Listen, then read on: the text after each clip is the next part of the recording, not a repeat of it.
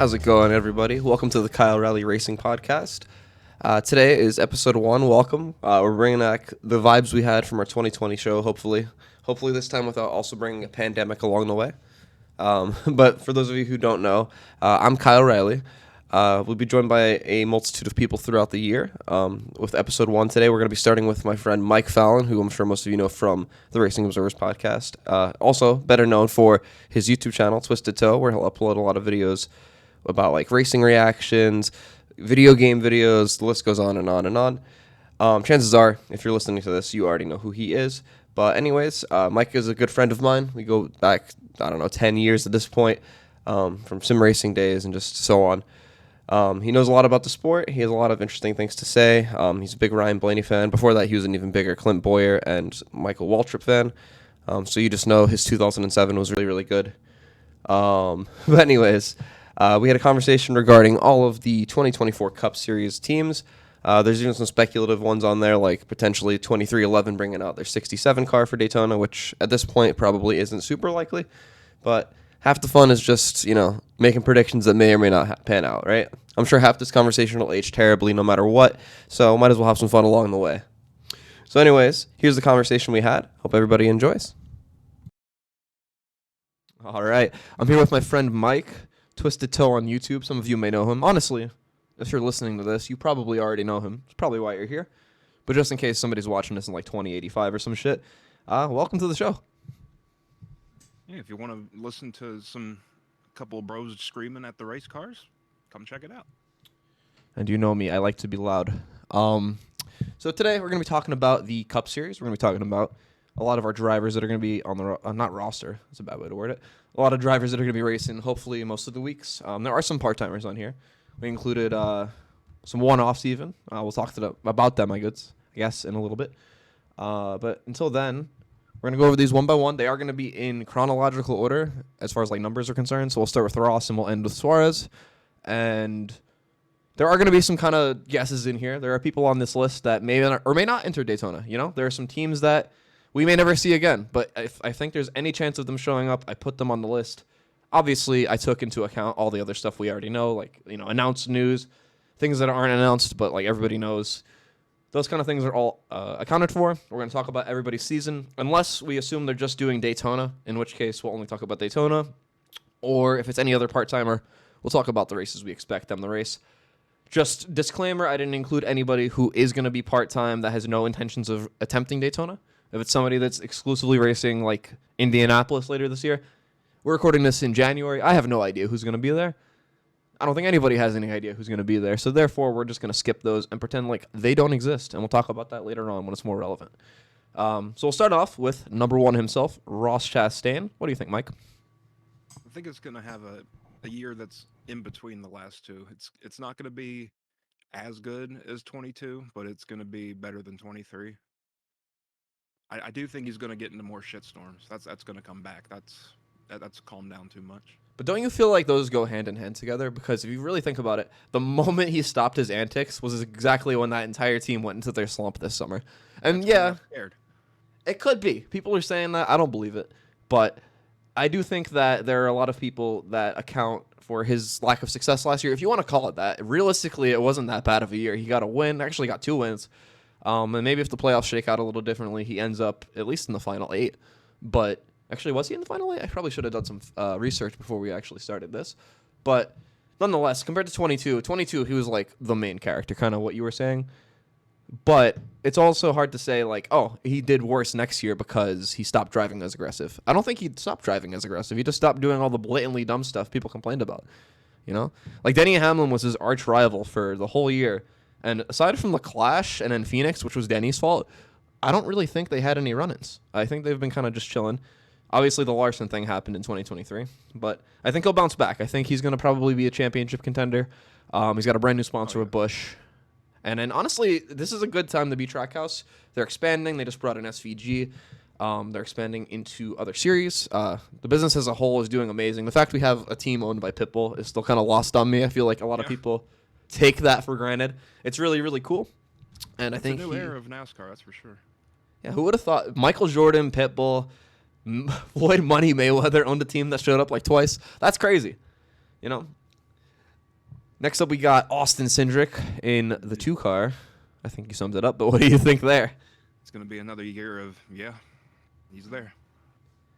There might not be He's another too driver. dishonest.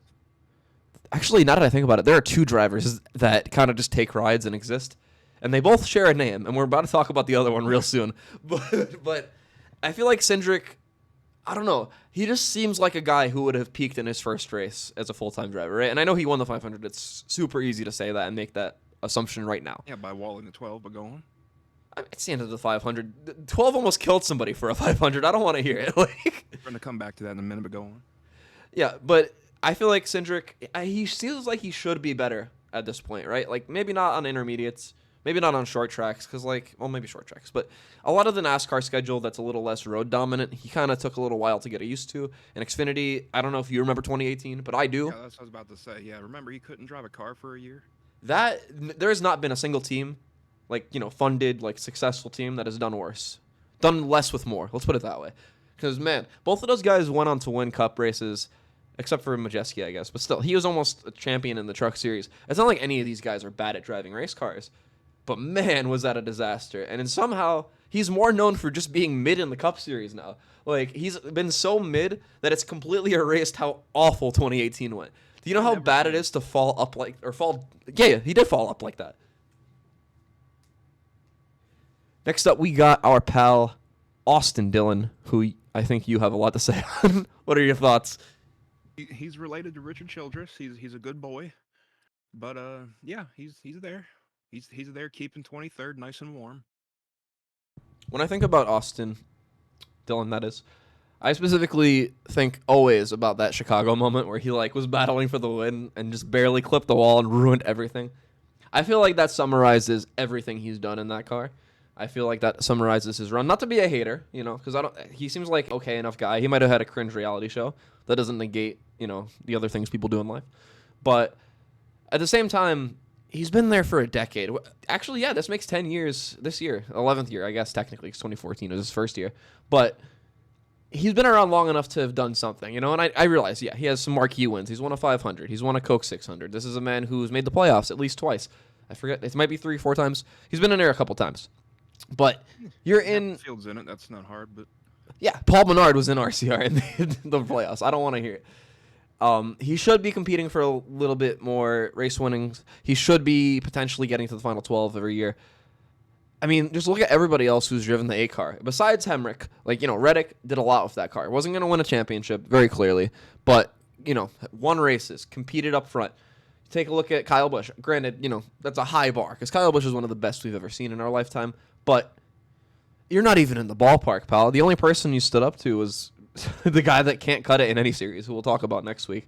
But, matter of fact, actually, I forgot. He's in Cup again for some reason. We're going to talk about him later. But... point is, if that's the only teammate you have that you're kind of like on par with, because think about it. Granted, they weren't teammates at the same time in Cup, but Harvick waxes the floor with him completely, right? Yeah. Obviously, we talked about Kyle Busch. We talked about Tyler Reddick. Daniel Hemrick is his own thing. He's just kind of in purgatory. I don't even know what you want to consider that. Ryan Newman cooked him almost every year. 2014, he almost won the title, which, okay, that's Austin's rookie year. We can't be too harsh. But, every year, he's just been the same. I think you cut it, or called it completely. He has been 23rd the moment his career started, and he has never once changed position. I want to see what he could do going back to Xfinity full-time, honestly. That might not be a bad idea, especially if, for some reason, Richard Childress Racing gets, sold. Because if it's not RC running that team, there's no shot Austin Dillon sticking around. He might have some funding, but probably not enough funding to, have a top ride with the performance he has. Maybe I'm wrong. And he is an Xfinity champion, and he is a truck champion, so I don't want to be too disrespectful. He's, as far as, drivers across the board are concerned, he's good. But this is the Cup Series, and he's been in a top ride for a decade. You got to give us a little bit more than that. Next on our list, we got the 4-car. We got Josh Berry, new driver to that team. A new sponsor, at least with Daytona with Sunny D. What do you think about that team? I think Josh is going to be carrying the entire team. And it's going to be a tough year for him, but it's going to be better than the Ford did last year. Definitely. Do you think maybe that they're going to benefit at all from having a younger driver and not somebody that might be stuck in their ways from 2005 or 6 or something like that? Yeah, because Josh is learning with this car. I mean, he has less experience than Harvick, but still, he's new, younger, going to be learning better. I mean, he's not too young, even at that, but he's going to be probably learn things a lot quicker than Harvick is. That's probably fair to say. And I feel like I saw somebody online make an argument, and they were talking about how maybe Stewart Haas Racing was never that good, and maybe they were just getting carried by two top tier drivers in Tony Stewart and Kevin Harvick. And I kind of didn't believe that at all. But then I thought about it. The only people who've been successful, like really successful with that team, are guys who are either champions or will have gone on to win championships later. Like, everybody that was really competing week in, week out for that team, they're top level drivers. This is not a team where you can take somebody who's, maybe mid pack in Xfinity, drop them in a car, and just watch them go. Look at how dominant Chase Briscoe was in ARCA, in Xfinity even at the end of his run there. And still, got the cup. He's got one win. It was at Phoenix, and I'm pretty sure he just stayed out at the end of the race, and the next gen didn't let anybody pass. Like, he probably should have won Indy Road Course. I'll give some credit where it's due. That just was a bad luck situation. But still, like, this team is not elevating people. If you're good already, you're going to do great. But if you're not at that cup championship level, I just don't think this is a ride where you're going to be successful long term. Now, let's also tie that into something else you just talked about with Josh Berry's age. Not that he's old. He's not an old man by any means, not even by NASCAR terms. But this is a guy who's entering his rookie season. I believe he's 31. I'm going to do a little bit of research here on the fly. How old is Josh Berry? He's at least in his 30s, for a fact, because he was, like, running mid-pack in Xfinity in, like, 2014. And, like, his 2 or 3 of starts he'd get. I always remember at Iowa, he'd be in the 88 car, and the number would always be, like, humongous on the side. I don't know if anybody else remembers that. That's a really niche, like, oh, only I would think about that thing. But I just remember that car looked hideous, and he'd always be, like, 18th. And he also is 33, by the way. So yeah, he's getting up there. Not that, like, he still has, hopefully, a long career ahead of him. But I just don't know if he's going to change the tide that team had when you have somebody like Harvick. And granted, end of his career, right? So maybe he's not performing at, like, his own standards. But still, I just don't think Josh Berry's the guy. My kind of opinion on Stewart Haas as a whole is not very positive. I don't think it is for anybody. I think their Xfinity program has a lot of promise right now. But Cup, on the other hand, is just a wasteland. It feels like where people are just going to bide their time until another ride comes along. I feel like Tony stopped caring about the Cup team. That's very possible. I've seen a lot of people talking about that kind of stuff. And obviously, he's racing NHRA full-time this year. And even before then, he was kind of just off doing side missions the whole time. Like, totally. I completely get it. And then Gene Haas is probably more focused on running, the F1 team and so on. So I can understand why that opinion would be commonplace. But at the same time, like, I don't think they're just phoning it in. They have too many high-tier sponsors. They have a 4-car team still. You're not going to sink that much money into something just because. That being said, I feel like that almost makes it more concerning because, like, they're probably searching desperately for the answer to fix a lot of these problems, and they just haven't. But with the resurgence of teams like Roush, who knows? In 5 years, this team could be completely different. There could be another letter in the name. Stewart Haas, somebody. Like, for all we know, this team might not even exist in 2026. So I guess we'll just have to see how it shakes out. Next up, we have everybody's favorite driver, Kyle Larson. I'll start with this one because I have something I want to get off my chest. This is the most overrated NASCAR driver in history. And I realize people are going to, get on a high horse and start screaming at me when I say that. And I used to be a Larson fan, all right? So I don't want to hear it. This is somebody I actively rooted for at one point. But, man, they would talk about this guy like he's Mario Andretti at the end of his career with all those accolades, all those accomplishments.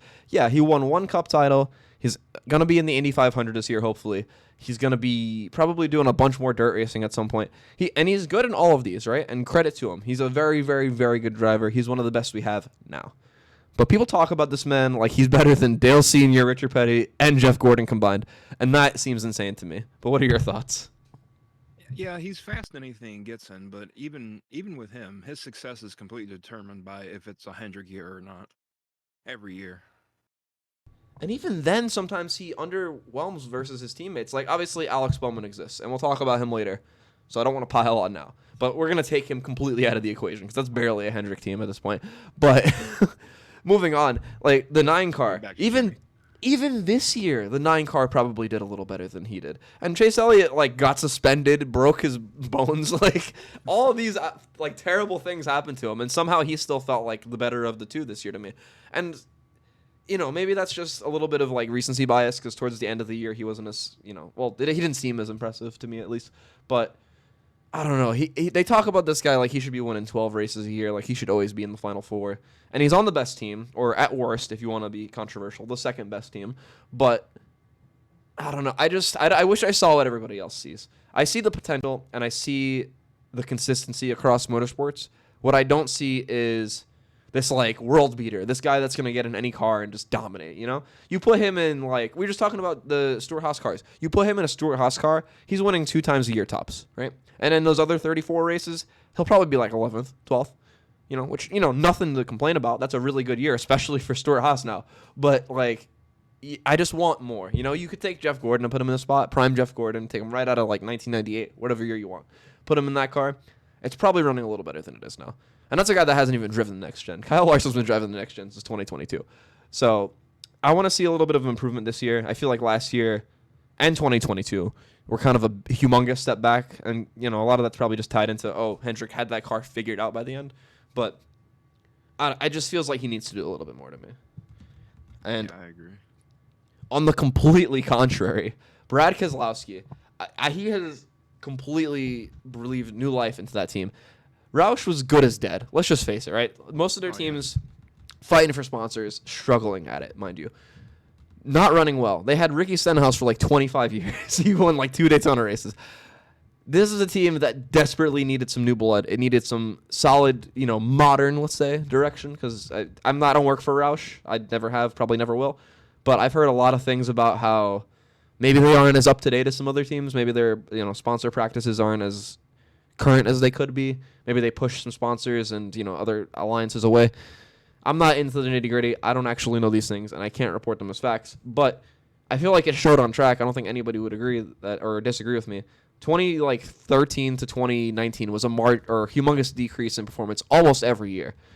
And yeah, there were some wins sprinkled in. 2014 was pretty good for Rush with at least Edwards, but for the most part, this is a team that you almost saw them in the same light you'd see Hendrick. And now they're not even in the same tier.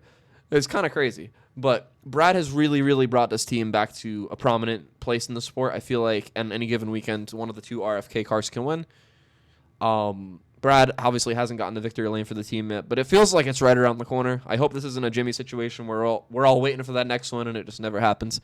But I feel like he's made some humongous strides himself. I feel like that team, obviously that team has made a humongous amount of progress. Christopher Buescher, God, Dale Jr. corrupted me. Sorry, Chris Buescher finally felt like a championship contender. And honestly, until he got the cup, he always kind of felt like that guy, to me at least. In Xfinity, he felt like one of the top people. In ARCA, granted, low bar, but he definitely was the guy.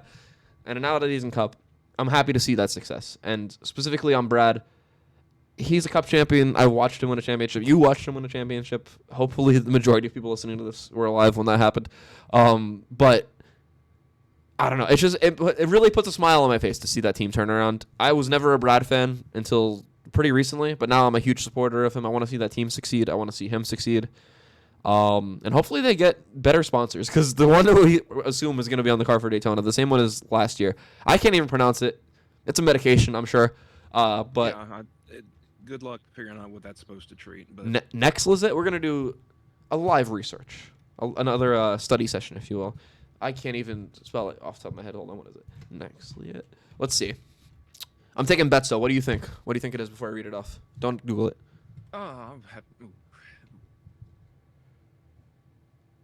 Roush Fenway Keselowski race. And who is their target audience? I'd say golfers. High cholesterol. High cholesterol. That is a very solid guess. In fact, arguably correct, because it does a lot of things, but that's one of the things it does. So I'll count it. It kind of, honestly, this is one of those medications where you look at like what it solves, and it just gives you more words you have to look up. And I don't think I'm a very uneducated person. I've been to college. I feel like I have a pretty good vernacular. Some of these things are words I will never use in my life. I'm just gonna straight up send this one to you in Messenger so you can see what I'm talking about. What on earth does this mean? There are some pretty bad ones. For the people who can't see, it is a word that starts with H and has like 38 vowels and letters that follow it. No clue. Don't know what that means. But nonetheless, this is a medicine that is obviously probably required for a prescription. You probably can't buy that over the counter. times anyway. But as far as Brad, he did. I think he's going to get the 500 this year, either him or the 12. That's a hot take. I like it and respect it though. Last time I predicted the 6 and the 12 fighting for the win, they did. They almost fought to the death. Actually, it was real bad. Man, that was again, but without the crash. that might be the last. Oh no, that can't be because it's COVID. But that's the second to last or third to last time in sports to this day that I was like, wow, like that's unbelievable. Like my whole body, mind, everything just shut down watching that. Like I could not believe my eyes. And first of all, shout out to Ryan Newman. I'm very happy he was, able to fully recover from that. But man, we should be really careful picking these cars because we have too much power. Moving on, we got some people would say the most underrated driver. Some people would say a very overrated driver. Let me know where you stand in the comments, I guess. Corey LaJoy in the 7 team. I'll let you start on this one, Mike. How do you think the 7 team's going to do? They're going to be there, and Corey's going to keep doing his thing.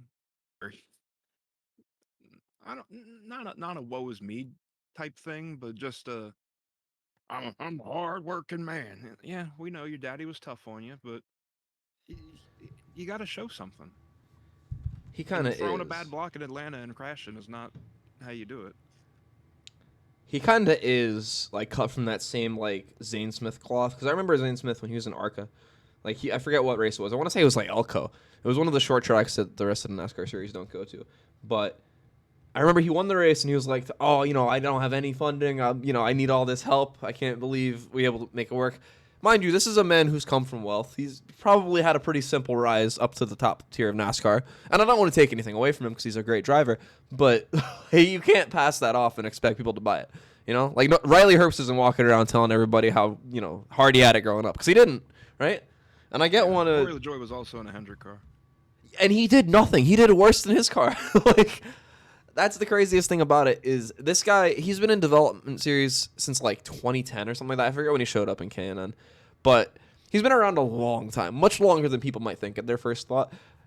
And granted, most of the time, very bad cars, right? If you put him in a top tier ride, maybe he, probably makes the playoffs, right? That's fair to say, I'd say. But you could put him in the best car. That man is not winning a championship. You can give him the 2021 Kyle Larson team.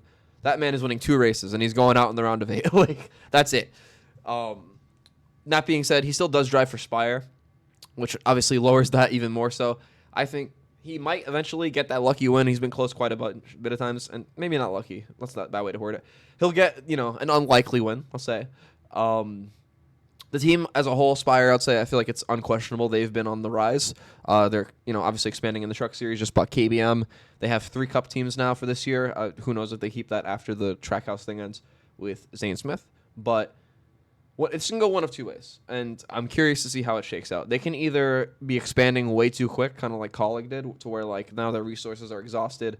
Corey LaJoy isn't getting any focus. Carson's not getting any focus. Zane's not getting any focus. It's totally possible it goes that way. But on the contrary, maybe this is just a sleeping giant. Maybe this team always could have been good, but they were just trying to get as much money as possible first, which was kind of the way they advertised the team. They never really lied to us. They were like, yeah, we're here to, recuperate all the money we spent buying these charters. And who's gonna be the king underfunded team this year? Is it gonna be Spire or Rick Ware? Oh, that's an amazing question. You deserve props for that one because that could easily go either way. I'm gonna say you have to go with Spire because I feel like they've been hanging around for a little bit longer in regards to trying to actually compete. Rick Ware Racing was just kind of there for a long time. I'm sure you remember very well in 2019. They'd show up with like 7 cars, all numbered within the 50s, and like maybe all crash together. They'd all crash together, or like even if nobody crashed, it'd be like halfway through the race, stage 2 just ended, and they're just like 38th on back. Like we don't need that. And to their credit, they're trying, but they got a long way to go. I want to see it in action first. Me, Rick Ware just has that energy to where they're either going to be 5th through 40th, or they're just going to be running 2nd through 6th out of nowhere in the 500, hunting down the leader. I suppose we'll have to see how it shakes out. We'll talk about, obviously, both the Rick Ware cars a little bit later on. We're going to also talk about a few things with the 15 in particular because we had some interesting news drop today. But As far as Spire is concerned, I think that one of those three cars is going to run okay at least some of the time. I think smart money would say it's going to be Zane just because he'll probably have a little more backing from Trackhouse. I'm sure it'll be able to lean on both their drivers to kind of maybe get some pointers, adjust setups, so on. Maybe not. Who knows? We'll have to see. But I think he's probably the most likely. I think Carson Hocevar is a very vilified person, and deservedly so. He's kind of been a menace a lot. But as far as driving ability, I don't think anybody can take that away from him. You give him an okay car, he's going to make the most of it. Even if you give him a bad car, I'm pretty sure you can wheel the worst car in the field to like 27th. But he's got to clean up his act. He's got to prove for 38 straight weeks that he can go out there and not be a head case, not run people over, not, just cause wrecks because he feels like it. We got to talk about one more thing. He's got to stop drawing cautions on purpose, all right? And this is a very personal thing for me. Forget Vegas, forget the Talladega thing, which, mind you, if you go back and watch, that one was really insane looking. Like, it looks like an old league race where, like, somebody just parked there in practice and everybody had to avoid him. Yeah, he was doing iRacing in real life, and I couldn't believe my eyes. Yeah, and it's funny you said it that way because, as you know, the people listening don't, but I know Mike knows. Back in 2021, I was helping my friend Brian in the eNASCAR series. I was trying to get him the Coke. He did get to Coke, thankfully. But in the Road to Pro races, every week, we'd always be in the same race as Carson Hocevar. Now, first and foremost, sir, you drive a NASCAR. You don't have to be here. Why are you taking a spot? Right? You got much bigger things to do. Why do you even have the time to practice and get these setups? Next, right? He would do that all the time. I can vividly remember there was an Atlanta race, right? And we were running terrible. So I was in a bad mood anyways, right? Not happy. But we needed a caution. I forget what strategy we were on, but it was different than the rest of the field. We needed a yellow desperately. And never happens, just doesn't shake out our way. Whatever, right? We pit. I kid you not, 2 laps later, Carson Hocevar, on the same strategy we were on, I guess he just had a little more fuel than us, so decides, oh, okay, well, if I can't get the caution, I'll be the caution. So he spins himself out on the front stretch, but he botches it. Goes into the grass, sits in the grass for a little while, and then he's like, all right, you know what? Nah, I'm getting my caution. Drives right out onto the track, draws the yellow, gets berated for like 20 minutes, but does not care because it's Carson Hocevar. Let's just be real. So for that personally, I will always hate on the man given any opportunity, but I'm not going to take away from his driving ability. This is somebody that I expect to run at least top 15 on occasion. Maybe he gets a few top 10s or 5s. A win doesn't seem likely, but I don't know. Stranger things have happened, We almost had Dave Blaney win the 500 one year, so who knows? That was a fever dream.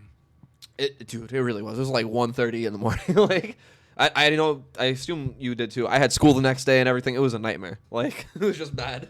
I don't even remember what happened the next day. Me either. Listen, I have 2 of those to get off topic real quick. Another one for me, 2018. It was the day of the Daytona 500, so it was, I guess, the night of the Xfinity race.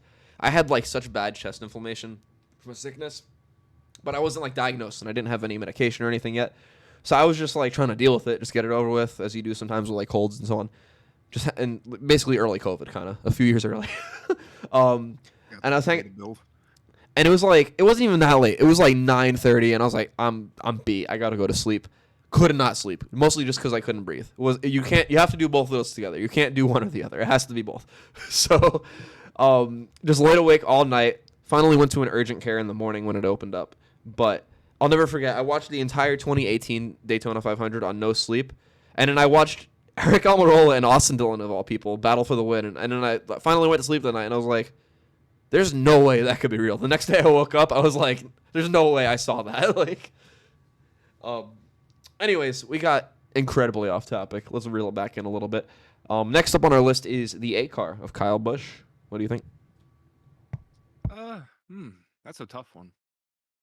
Because he doesn't have that new team energy anymore. But at the same time, they're solid.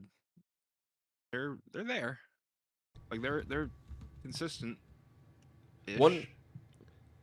I think one thing that's been crazy to see with this team is the resurgence of Kyle Busch's popularity. Well, this is a man who 2 years ago, 3 years ago, any kind of misfortune whatsoever, even if it's like in the truck series, he has a loose wheel and has to pit under caution, whole crowd's going to cheer every single time. You put him in a Chevy, within 2 weeks, he was getting cheers. You remember Auto Club? That was insane. The entire crowd. They came alive every time he took the lead and then won. It's like NASCAR fans, just their collective consciousness gets boiled down into one person. And this person, diehard Chevy fan, If you mess with Dale Jr., you're dead to them, or at least until you drive a Chevy again. Like it's insane. People do not think for themselves. So 2008, when he kind of went to Gibbs and took over the world, so to speak, I was in a little bit of a racing hiatus. I wasn't watching him much. I may have saw one or two races every year until 2009, I should say. So I didn't experience a lot of that kind of transition where people really turned on him the first time. But it's kind of crazy that they held that grudge for so long. It makes sense because, NASCAR drivers will bring up things that happened in 2002. You can't expect the fan base to behave any differently. But it is kind of mind blowing. Like when I stopped watching for the first time back then, like he wasn't popular, but he was just kind of there. He was like a very Brian Vickers-esque guy. I know that that aged poorly for other reasons, not regarding racing. But as far as driving, like he was just kind of there, similar to Kyle Busch. Obviously, Kyle Busch probably had a way higher ceiling. I feel like anybody with eyes noticed that back then. But personality-wise, everything else, for the most part, he was just kind of there. Maybe you didn't like him, but it was probably for valid reasons back then. The moment he turns junior in that race, it's like everybody on the planet was like, no, this guy fucking sucks. We hate him. Get him off of our television screens immediately. There are some people that are fun to boo, and then there's other people that, like, NASCAR fans just did not want in the sport. I feel like he fits in that category. Like, if given the opportunity, they would have voted him out. Like, Oh yeah. following up with a driver who was at once very unpopular to the guy who should be unpopular but isn't, Chase Elliott. Man, I feel like I kind of hit the nail on the head with that. This is a man who does not have a personality. Let's just say it, right? Let's not mince words here. This is a man who has the personality of cornflakes, who comes out there in an ugly blue and yellow car, Unfrosted. unfrosted. And listen, man, I'm a person who loves healthy cereal. You give me a box of Wheaties, I'm going to tear it up. But that being said, he is the worst version of every healthy cereal. He is the least entertaining person on the planet. Man is grape nuts. That is honestly the most accurate description we can give for him. This is like, people always try to tell me I'm lying because you know me, Mike. I'm loud. I get in people's replies and say things to people.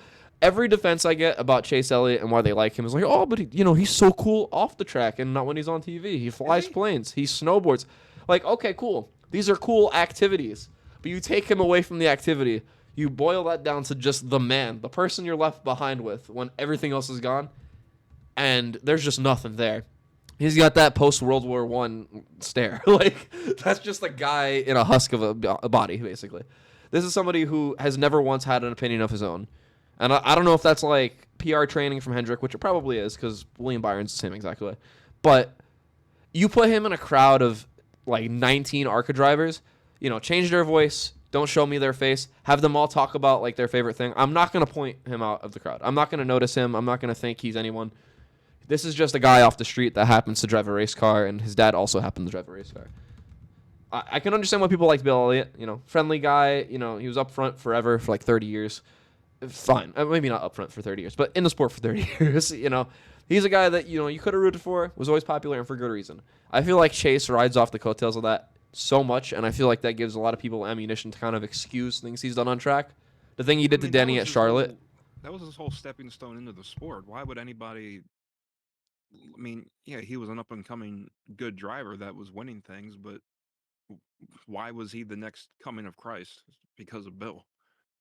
Exactly. It's like we have Ty Gibbs right there. Christ is already back.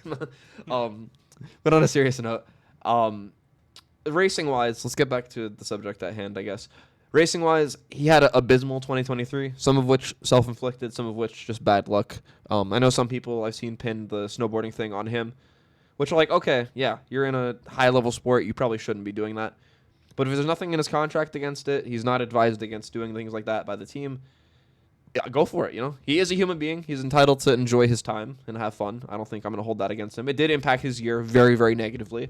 I feel like even without the suspension, that was a lot of bad momentum to kind of rebound from and then, build on. But take all that away, he is a very solid driver. I expect similar success in 2024 to 2022. Kind of a bounce back year. I don't think he'll be a championship contender per se, but if he had like 3 wins and made it almost to the Final Four, it wouldn't shock me one bit. He's in a great car. He is a good driver at the end of the day. I don't have any issues with his driving. And if he just kind of gets refocused, I feel like he's going to be a tough contender to like deal with weekly. What do you think? I think he's going to be one of the top 2 Hendrick cars this year. but it's just how good those two cars will be compared to the rest of the field. That's what it's going to come down to, but that's just all equipment and team based. I think you said it there. Next up, we have probably one of the biggest question marks in the series. I think it's fair to say that. We have Noah Gragson in the 10 car, and I'm going to not be mean. I'm going to talk solely about driving, and we're not going to talk about anything else he's done. Obviously, there's a lot to look into. Please do so. I feel like it's been talked about at great length. I'm not going to say anything on the matter, and we're simply just going to talk about driving and racing-related things. Moving on. This is a driver who did awful in the 42 car. I don't think anyone would argue otherwise. Every week, this man was either in a caution, getting punched by Ross Chastain, getting the coconut head haircut. There's always something. There's always something going on that's not him just running well. He had a shot at a good finish at Talladega, completely ruined it. He had a good shot at Kansas. That one's not really all on him. Honestly, it's probably mostly not on him. But still, this is a guy who could easily run pretty well, just hasn't. I think going to the 10 car, obviously, even though what we just said about Stewart Haas earlier, is a monumental upgrade from the 42 car last year. Last year, at the very least, that team was just awful. Eric Jones, I feel like, is one of the better drivers in the series. Maybe that's a hot take. Debate me in wherever. I don't care. But the fact that, across the board they were running like that, even the 43, I just don't think they had a lot to offer. So I don't necessarily want to hold too much of that against him. Chicago definitely is, because what are you doing, bud? But the rest of the weeks, maybe some of it's just rookie pains. Maybe some of it is just bad luck.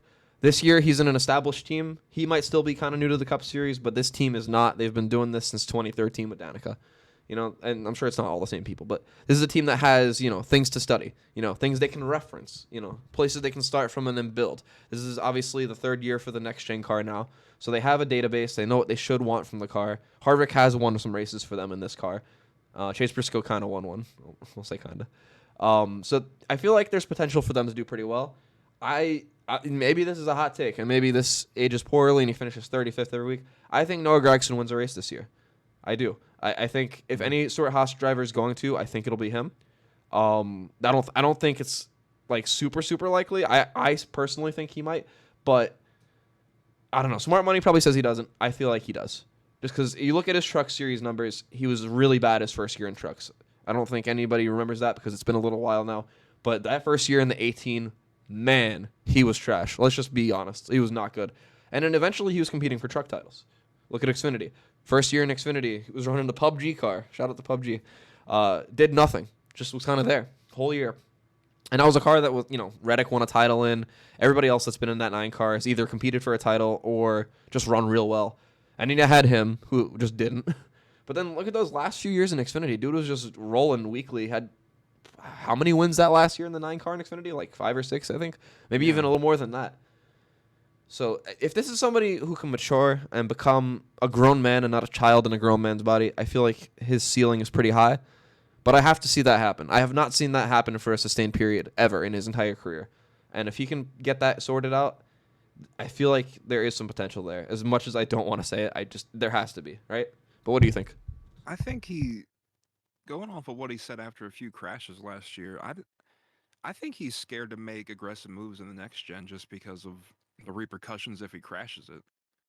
Because even after what was it, Gateway, I think it was, when he backed the left rear into the wall, slammed it real hard, and was concussed after that. In the interview, he said he was just ready for the year to be over to get out of the contract. Like, I think it seems like every time he gets in a crash in that car, he makes a point of saying how bad it was. I really think he's holding back on making really aggressive moves like he would in Xfinity because of fear of injury. I feel like that's a very valid point to make. I feel like a lot of drivers have said that. We've even talked about it in a lot of your videos on your channel. Those next gen hits are something fierce. It's not as bad as at first. 2022 was probably as bad as it got with that. Hopefully, I'm gonna knock on wood for everybody's sake in the series. But these are cars that I like to describe them like I describe diecasts because I'm assuming you're gonna be like me. And as a kid, I would always try to crash at my diecast to make them look like a crash I saw on TV. I remember vividly, I had a Mike Skinner 4 car, the Kodak car, and the entire right side of that thing is just peeled off because he was always in the wall back then. The entire right side just got scraped on concrete or whatever. I feel like the way that car never destructed and never got any real damage besides the scrapes, that's exactly what the next gen is. That car is like purely cement. Like there's nothing you could do to change the body. Kyle Busch at Chicago went full speed into a head-on wall covered with some tires. No damage, pretty much. Had a little bit of a dent. That's it. Could have still won the race for all we know. Like, that is incredible in one way, but awful for driver safety. And I feel like, how many people do we have to hear talk about, oh, that was the hardest hit of my life, and it looks like nothing, you know? There are guys who, you put Ryan Newman in a full season of this car, and they would have to cancel the whole car. And I was never a Ryan Newman guy, but man, and we need somebody like him to talk about how bad this is, because I feel like it's getting swept under the rug. I feel like they made a few marginal improvements, and now they're like, oh, we did it. Yeah, they were small improvements, and Harvick had that hit at Gateway last year and said it was the hardest hit of his career, and they have not addressed any part of the car that he hit. He hit it with like the right rear, then the right front, and none of that's been changed. None of it gave, and none of it does now. It's like that. It needs a complete. I mean, I'm not an engineer, but either make all the clip metals way thinner or just a complete redesign of how it's constructed, because it's still they do these. The problem is that they do these tests for higher speed crashes, and yeah, it does give on higher speed crashes, but on the lower speed ones it doesn't give at all, so it feels like a full speed crash. That's why they're getting concussion symptoms from restart bumping. The bumper should be absorbing that. You shouldn't even be worried about bending clips. That is a very valid point. Who was it? Reddick even? Somebody had that actual injury from Martinsville just from restarts. Like, that's kind of insane. I completely forgot about that. But yeah, I feel like universally, if anybody who's been watching this whole time, we know there needs to be some work done to these cars. I don't have the answer, much like you. I'm not an engineer. I know a little bit about like the bare bone stuff because at this point, 20 plus years of watching NASCAR, you know a little bit about aerodynamics and stuff, but you definitely don't know about like the physics of absorbing impacts and so on. I know what G-forces are. I know how they're tracked. I don't know how to prevent the driver from feeling them, and I'm hoping that people a little more qualified than me actually decide to start solving that problem. And maybe they have. Maybe we just haven't seen results yet, but we're on the clock. Like, eventually someone is going to get really hurt. Maybe they don't die. Hopefully that doesn't happen, obviously. But somebody's going to, get a bad, like, Kurt Busch level concussion again. Or somebody's going to, like, break a leg or something like that. And then maybe they'll have to reevaluate. And I hate to say it, but maybe that's what it takes to solve the problem. But for everybody's sake, here's hoping it doesn't come to that. Here's hoping we find something sooner and we can make some actual progress. Moving on to our next driver, we got Denny Hamlin, the most popular driver in NASCAR. What are your thoughts on Denny's season? I think I really want to see him get one title before he calls it quits. I can't watch another Mark Martin situation. I can't see someone, and it's the odds are so against him way more than Mark Martin, because at least with Mark, the championship format was fair. This one is not. You have to roll the dice and be good that last week. Someone someone messes up the pit stop, it's done. You're done. The whole season does not matter. Does not. You can win 35 races in a row, finish second in the final race, and you are not the champion. That's not that. I mean, yeah, it is kind of crazy. I remember 2014. I don't know why they were defending it of all people, because they didn't even have a Cup car. I don't think of that. Oh no, they might have. They might have had the 51. But I remember heading into 2014, Turner Scott Motorsports, their poor intern or PR person, whoever it might have been, they did not deserve this, by the way. Oh man, shout out to the Facebook noises everybody just heard. I apologize. We're gonna mute that. Anyway, moving on. 2014. They had a post about the new playoff format, and they were like, "Oh, this is so exciting! This is so new." And to be fair, it was new, and I'm sure it was exciting if you had that kind of vision going in. But it's just such a humongous like deviation from the course that I feel like a lot of people called them out and maybe got them a little bit feisty. Because then when I commented, kind of what you said, I was like, you could lead every lap except the last lap and not be champion in a sport where everybody's competing against each other every time they compete. Like, that's kind of insane to me. I don't understand if that, or I don't feel like that makes any real sense. I get why they did it. It makes way more sense with 1v1 sports like football. Like you have a 50% chance of winning. When it's racing, I don't want to do what's percentage of 1/40th. It's ridiculous. You can't have everything go in your favor luck wise that often to where it's still fair versus your effort put in. I agree. I'm not gonna get too into it right now because I feel like this will eventually be a debate for later on in the show. But me personally, I wish they would just make up their mind about what they want the playoffs to be. Either make it full chaos, bring back the 2014 one, no playoff points, no nothing, no safety net, pure chaos. Or if you don't want chaos, on the contrary, just go back to the chase, go back to the full season, something. Because right now we're in that middle ground where, like, oh, it's the playoffs. There's only 3 races to lock yourself in. It's so crazy. And then you have Martin Truex Jr. just shit it up for 8 weeks and keep getting past to the next round.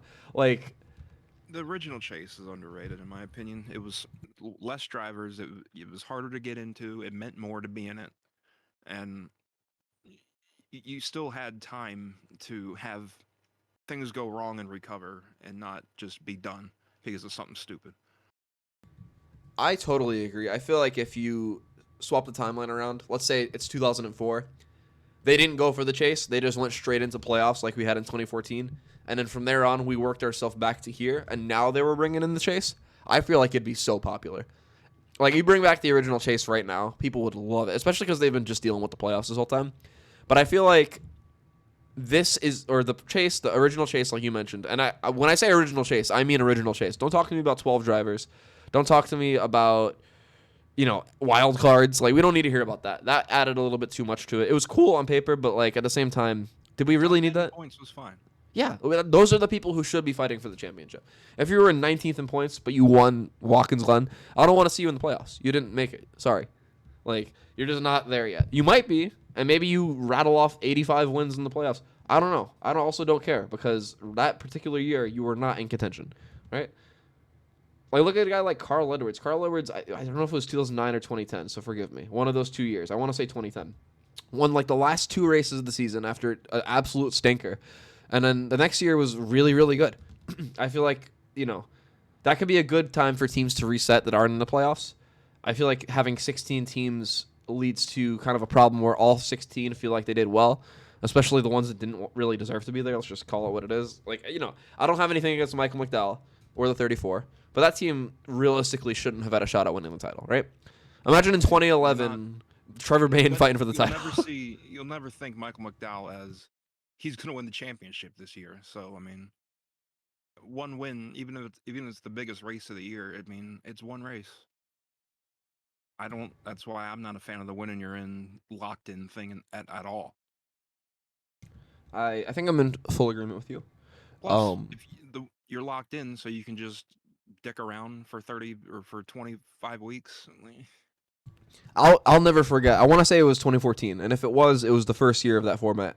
And I'm pretty sure Dale Jr. It was like week 4 or 5. They were like, "Yeah, no, we're just trying stuff out because they won the 500." And it was like, "All right, we got 9 months. Like, are you gonna really be testing for 7 months?" And they did. When you got teams like Hendrick, yes, they will be, and you just gotta accept it. And it could have been worse. Like, they won some races, and not like they fell off the planet and in search of finding 2/10 for the playoffs. But I don't know. We're getting on a big tangent here. This is a long conversation. When they had when they limited teams testing, as soon as they heard winning you're in, they're like, Mr. Hendrick just lit up. He's like, yes. Just the whole season is going to be a test. Just get your win and then fuck around. I completely concur with that. I feel like it's kind of like an expanded version of what the 48 would do, where like they would obviously get to the playoffs because they were the best team in the series, but they would just vibe at the tracks that had 2 races and the second one's in the playoffs. Like, you just knew. Like, that first Dover race, they were just cooking things up. They were trying to see what worked, and then that second time, they would crush. Charlotte, I feel like they were good at both Charlotte races all the time, so that's maybe a bad example. Phoenix, back before Phoenix was the finale, better times. I know that first weekend, they always really did, I think, bad. Memory tells me they did bad. I'm going to fact check this to see what the stats look like. But I never remember him running well in that race. And then go back at the end of the year, and if he wasn't competing for the win, he's probably like 8th, at worst. That's not really a track I associate with Jimmy, but I feel like it's hard to argue otherwise. Let me look back. All right, so I'm just going to pick a year, 2008. It's right in the middle of the 5-peat. First Phoenix race. Oh, that's a terrible choice. He won that first Phoenix race. So maybe I'm wrong. Maybe my memory lied to me. He also won the second Phoenix race that year, so I'm going to count that as an outlier. We're going to go to 2006. Let's do some research. We're also incredibly off topic, but I will get back in a second. We have to know. The people have to know. First Phoenix race, finished 7th. Last one, finished 2nd. So that's an improvement, but I still, maybe my opinion doesn't have much ground to stand on there. But still, I feel like you can't argue that they didn't do that at Dover. I feel like you can't argue that they didn't do that at, like I mentioned before, somewhat in Charlotte. Like some of those years in the 600, they would just be like 25th, and you'd be like, why? They probably, bounce back for like a 7th or whatever. But some of those years, you go back to the first 200 laps, and, some of that's obviously because they set up for the nighttime, but like, man, they were bad some of those years at the start of the race, I remember. Back on topic, back to Denny Hamlin. I think 2024 will be another Denny Hamlin year. And what I mean by that is exactly what it sounds like. I feel like he's going to win a couple races, maybe 2, 3. I feel like he will inevitably be in at least one controversy. And I feel like he'll be eliminated in the round of 8. I would love to see him win a title. This is somebody I've actively been rooting for a few years now. And it would just be nice to see him complete what has been a really, really nice career with a championship. I feel like he has been in the running for like 2 decades now, almost. He's started in 06. He was already really good. Maybe not championship contender, but still. This is somebody who could easily compete for a title pretty much almost every year in his career. It is insane to me that he has a goose egg in that category. Like you remember when Kyle Busch was tearing it up in trucks and Xfinity, and there was that meme where it was like Cup Championship 0, and they had posted after every win. I feel like he's kind of gotten the torch passed to him in that regard, to where like you look in any like comment section or Twitter posts or anything that involves Hamlin, you can't get 3 posts in before you see somebody talk about 0 championships though. Oh yeah, you might have won Daytona, but have you won the Cup? Like that's an exact verbatim word for word quote I saw actually today. So like. I don't know. I think it'll be another year. I would love to see him win. I would love to see him prove me wrong and just destroy everybody the whole season. But I think we're asking for too much. I think, couple wins, round of 8, maybe Final 4 appearance. We'll have to see. But my hopes are not as high as they once were. I'd love to see FedEx get a championship with him after being with him for damn near 20 years. I could agree so with that. Rare now. Do you know what's crazy, too? On a similar note, I think the only team in the series, and maybe this is wrong, and if I'm wrong, feel free to yell at me, but I think they're the only team, I think the only team that has one sponsor the entire season is the 48. They have Ally on that car every week. I don't think there's a single other team. Like, they might have them as smaller logos, but the primary is going to be different at least once. So I agree with you. I feel like FedEx, they deserve something for sticking around this long, especially when you consider that like it looked like they were probably leaving the sport and they decided not to. I feel like that is a good omen, but we'll have to wait and see. Next driver up is a driver I'm sure you have a lot to say about. We have Ryan Blaney in the 12th car, our defending champion. How do you think his 2024 goes? He's going to have a better start to the year, but he's not going to be as fortunate in the playoffs. Like he got pretty lucky a few times in the playoffs. But you go back to 22 and he was his own worst enemy in the playoffs, making mistakes. So now that he's gone all the way, I think he knows better what to do if he gets to the round of, you know, 12 and 8 and hopefully the 4. But I think it'll be an average year. It's not going to be anything crazy either way. It's not going to be horrible, but he's also not going to rattle off 6 wins or anything crazy. Fair enough. I also just noticed that we're almost an hour in, so we probably want to go through a little quicker. I'll add on to the Ryan Blaney thing though. We'll do a little bit rapid fire because we're getting to that point where like it's some teams that may not be there. It's some guys that we don't know who are driving the car, so we'll definitely get through it in a bit. But on Ryan Blaney, I think he did get very fortunate in the playoffs, like you said, and some of that was just him powering through some adversity. Some of it was circumstance though. I feel like he's another shoe-in for another round of 8, maybe a round of 12 if things kind of go rough a little bit. No pun intended, I guess, because he's 12 car. But I don't know. I just even 2023, like wouldn't have pinned him as the champion. Even in the playoffs, I wouldn't have pinned him as the champion. He did it, and he deserves all the credit in the world. And congratulations, because he is the champion, no matter what I think. But I don't know. He just seems like he survived until there were like the final four, and then at that point, he was just cooking because he had a lot of momentum from Martinsville and so on. Um, I think it's not as replicatable as some other drivers may have been back in the day. I think he will definitely compete for wins. He'll probably compete in the playoffs. But like I said, I think round of 8, round of 12. Probably round of 8. Yeah, I'd say around 8. Next up is a question mark. And I don't mean car number. It's probably going to be the 13 car. But I have the third colleague car down. I'm just going to say I don't think this team will enter the 500. I thought about it, or I was considering it a lot more before I knew where everything shook out with the 16 car. But now that I know that, AJ will be in that car, SVG will be in that car at other places, they don't have really any prospects that are probably worth putting in the car. No disrespect, but like they really don't have anybody in the up and coming ranks that should probably be in that car. I love Josh Williams. He just got there, and even if he didn't just get there, like I need to see something before you do that. So I don't think I have really much to say on this. Do you have anything about a potential 13 car? No, I can't tell much about the comings and goings of the C team. Fair enough. And I'm glad you said C team because, man, they have taken some steps back. But we'll move on to a car that will definitely be there and a driver we know of, Chase Briscoe. I'll be there. That summarizes. I don't know if we have to go too much more into depth on that. This is a guy who definitely shows up to the track. And I don't mean like shows up to race. Like, no, just physically, he's at the track. Good for like a 19th sometimes after running 38th all race. I think he ran like lower 30s on pace like 4 or 5 times this past year. Granted, didn't finish there, so credit to him. But I just don't know what happened. This is a guy who, looked like a real, cup title threat at the last bit of his Xfinity run. And, maybe that's just Stuart Haas falling off a cliff. Maybe him just not taking to the next gen as well as he thought he would. But I don't know. It's just, I'm at a loss for words watching that team. Because they'll just, like I said, be in the 30s the entire race. They'll get a wave around or two. It'll be the end of the final stage, and like he'll just be in 18th somehow, and you'll be like, okay, how did this happen? And you just won't follow up on it. He'll just be there. You'll look at the results. He'll be like 16th, and that's it. No story, no context. He's not a guy you see on TV very much unless he's an onboard or he's in a And wreck. when he is up front, he's going for the win and then crashing every time. We got to talk about that because you and I have both been victims of that. Yeah. So at the same track, actually, I didn't think about that. Bristol Dirt, 2022. I don't want to relive this, but for those who may not have seen it, last lap of the race, Tyler Reddick absolutely probably going to win. I realize it's an oxymoron. Don't worry about it. I'm also an oxymoron.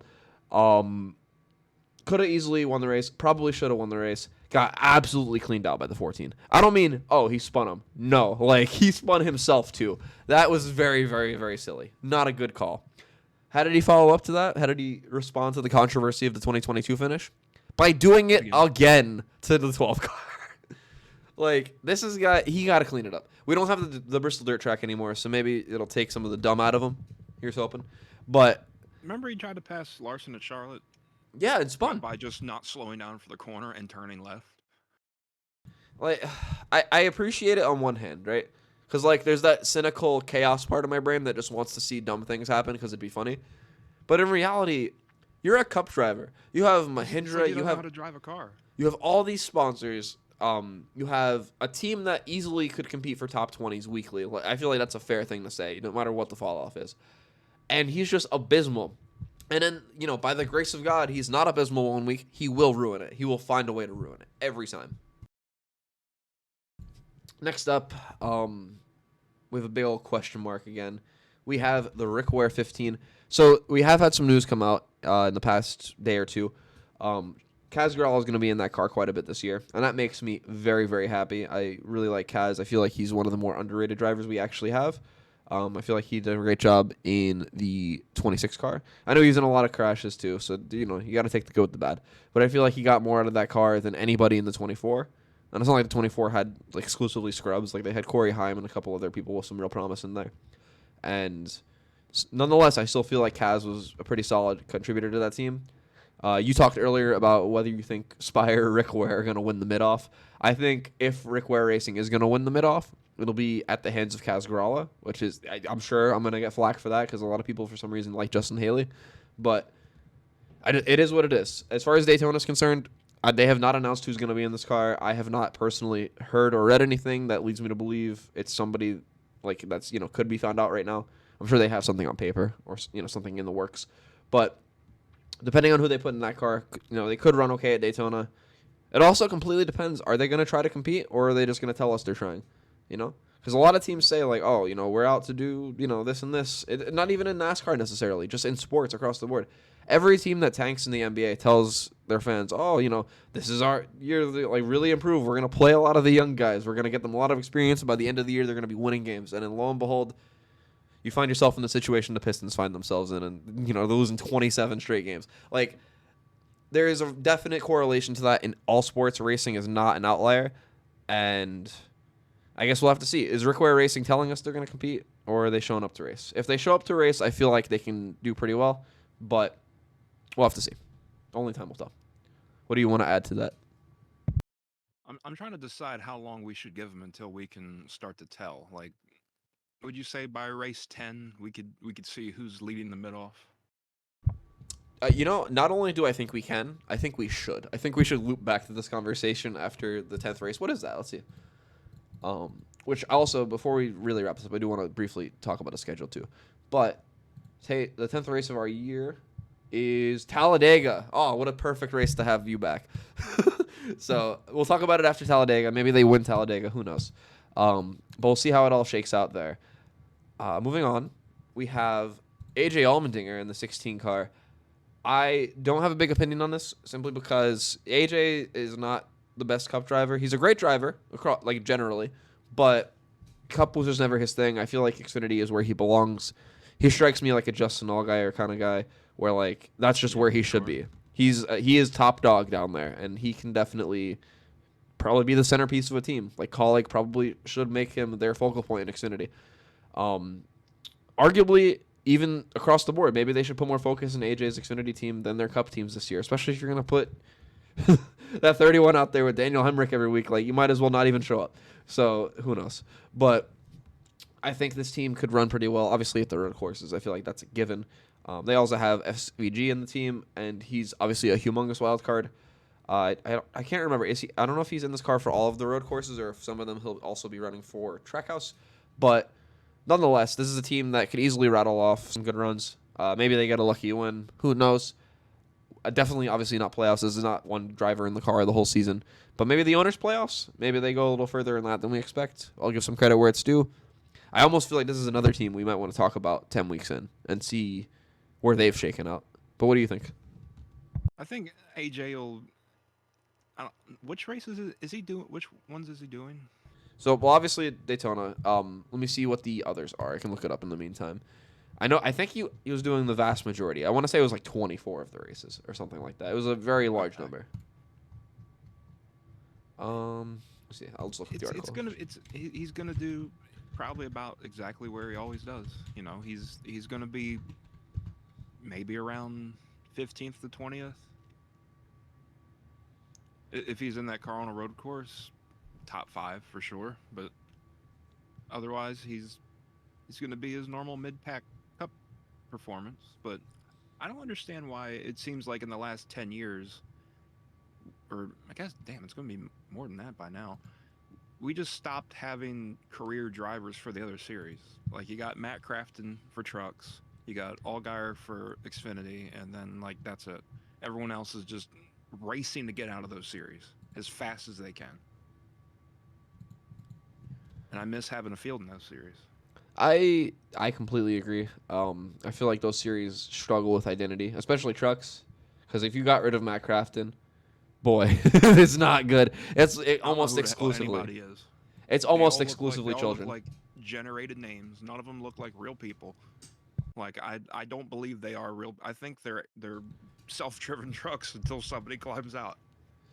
Yeah, it's like somebody wins a truck race, you never heard of them before, like, oh, it's James Inflation. Like, who the fuck is that? Like, it's Yeah, always I'm glued to the television because I need to see them get out, or I will not believe they exist. yeah, it's Jim Economy in the '88 car. Like, all right, well, that's not Tate a real person. Fogelman's not a real name, anyway. Ta I really do believe that though. I don't believe in John's theory, which we're not gonna get into here, but I do. That can't be a real name, right?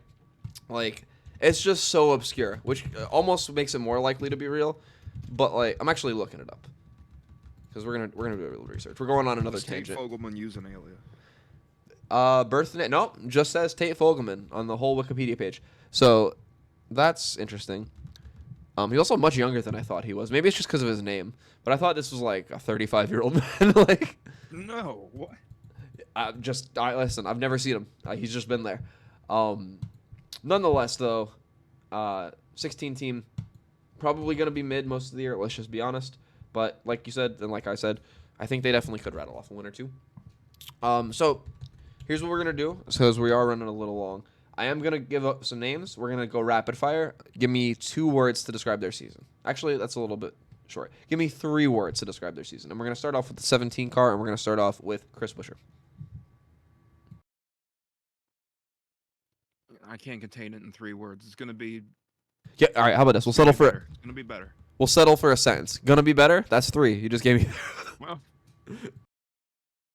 I'll take a sentence though. Give me your full thought. it's gonna be better than last year. It's gonna build on that, and him and the six are gonna be, I'd say, competing for top fives and tens most weeks. I agree. Obviously this team, I feel like I just said earlier, I feel like they were a championship contender. I almost feel like they were my favorite for the championship. It was either probably gonna be them or Byron, and then obviously it was neither. But he felt like the guy. He felt like one of the guys at the very least. This year, I'm expecting nothing less. Maybe he doesn't win the championship. Maybe he wins a few less races. I feel like he'll be up front a lot. I feel like he's shown that he is kind of really good all around. You can take him to really any track type. He'll at least be okay. Which, let's just be real, that's not always a guarantee. There are a lot of really good drivers who've won many, many races. You take them to a certain type of track, and they're just abysmal. He doesn't have that. And in a series, like we talked about before, that rewards winning over everything, that's a very beneficial skill to have. It'll really help him in the long run, I think. Next up, we are going to go to Martin Truex Jr. 1 sentence. Another big 3 year or 28th every week, no in between. All right, this is the hot take segment of the show, or another hot take segment of the show. Retirement tour doesn't make playoffs. I think I think he's going the way of Darrell Waltrip in the sense of like, oh, for some reason I have fans. Let me go say bye to all of them at every track. And rev up that Kmart machine. Yeah, he's just going to be out there vibing. I think he very clearly is kind of, this is a bad way to put it, but he's kind of on ice until they have another TRD prospect they really like. Obviously, they just kind of reloaded in Xfinity, which we'll get into in that week's episode. But one of those drivers already, I don't see any other outcome versus them getting into that 19 car. Maybe you throw one of the top prospects into the Legacy Motor Club fold just to get them, some groundwork going. But then again, they have Eric Jones, who's relatively young. They have John Hunter, who's relatively young. Coincidentally, I think they're almost the same age. Doesn't feel like it, but I think they kind of showed up at the same time. So it's not like they have veterans that are in their last few seasons. So I guess we'll wait and see. But I don't know. Martin Truex Jr., he feels like, the prime candidate. Like, okay, we need to get somebody else in that car now. Yeah, he's just back again. Yeah. Next up, we have his teammate in Chris Bell. I'm going to start the sentence. I'm going to say early championship favorite. I feel like he has put it together more and more every single year. And I feel like he's going to hit that stride. I feel like we see a lot of drivers come into the NASCAR Cup Series and, kind of meander around a little bit for a while before they finally get their footing. I feel like he got his footing a couple years ago. And I really feel like this is the year he puts it all together. I feel like he's not someone people talk about because he doesn't really, have a lot of interviews where he says anything too interesting. And, he's not really in controversies. But I do think this is the year. At the very least, I'm predicting like 4 wins. What do you think? Bold prediction. Pretty good regular season. On fire the first 2 rounds of the playoffs. Complete devastation round of 8. Okay. I don't hate that. I don't agree, obviously, but I don't hate that. I feel like that's also possible, and we'll have to wait and see. This is a team that realistically should be competing for titles. It's Gibbs at the end of the day. He feels like in 2022 he felt like the guy that was like gonna carry the flag for the team, so to speak. And then 2023 was a little bit of a regression on that front, but he could very well end up being that guy. That entire 2020 2019, I guess, big three in Xfinity, him, Cole Custer, Tyler Reddick, even Cole Custer being back in Xfinity, I think all three of them could realistically be like top competitors in Cup. And I know that sounds absolutely insane right now, considering Cole Custer, like I said, got back to Xfinity, but I just think maybe it comes from the 41 team just not succeeding. Maybe I'm wrong. Maybe I am right. Who knows? But I definitely hold Christopher Bell in that regard, and it would not shock me. Next up, to somebody we probably don't have as much to say about, I'm going to talk about Harrison Burton and the 21 team. I think they'll be all right. I think they'll run okay sometimes. Probably get like 2 top 5s maybe.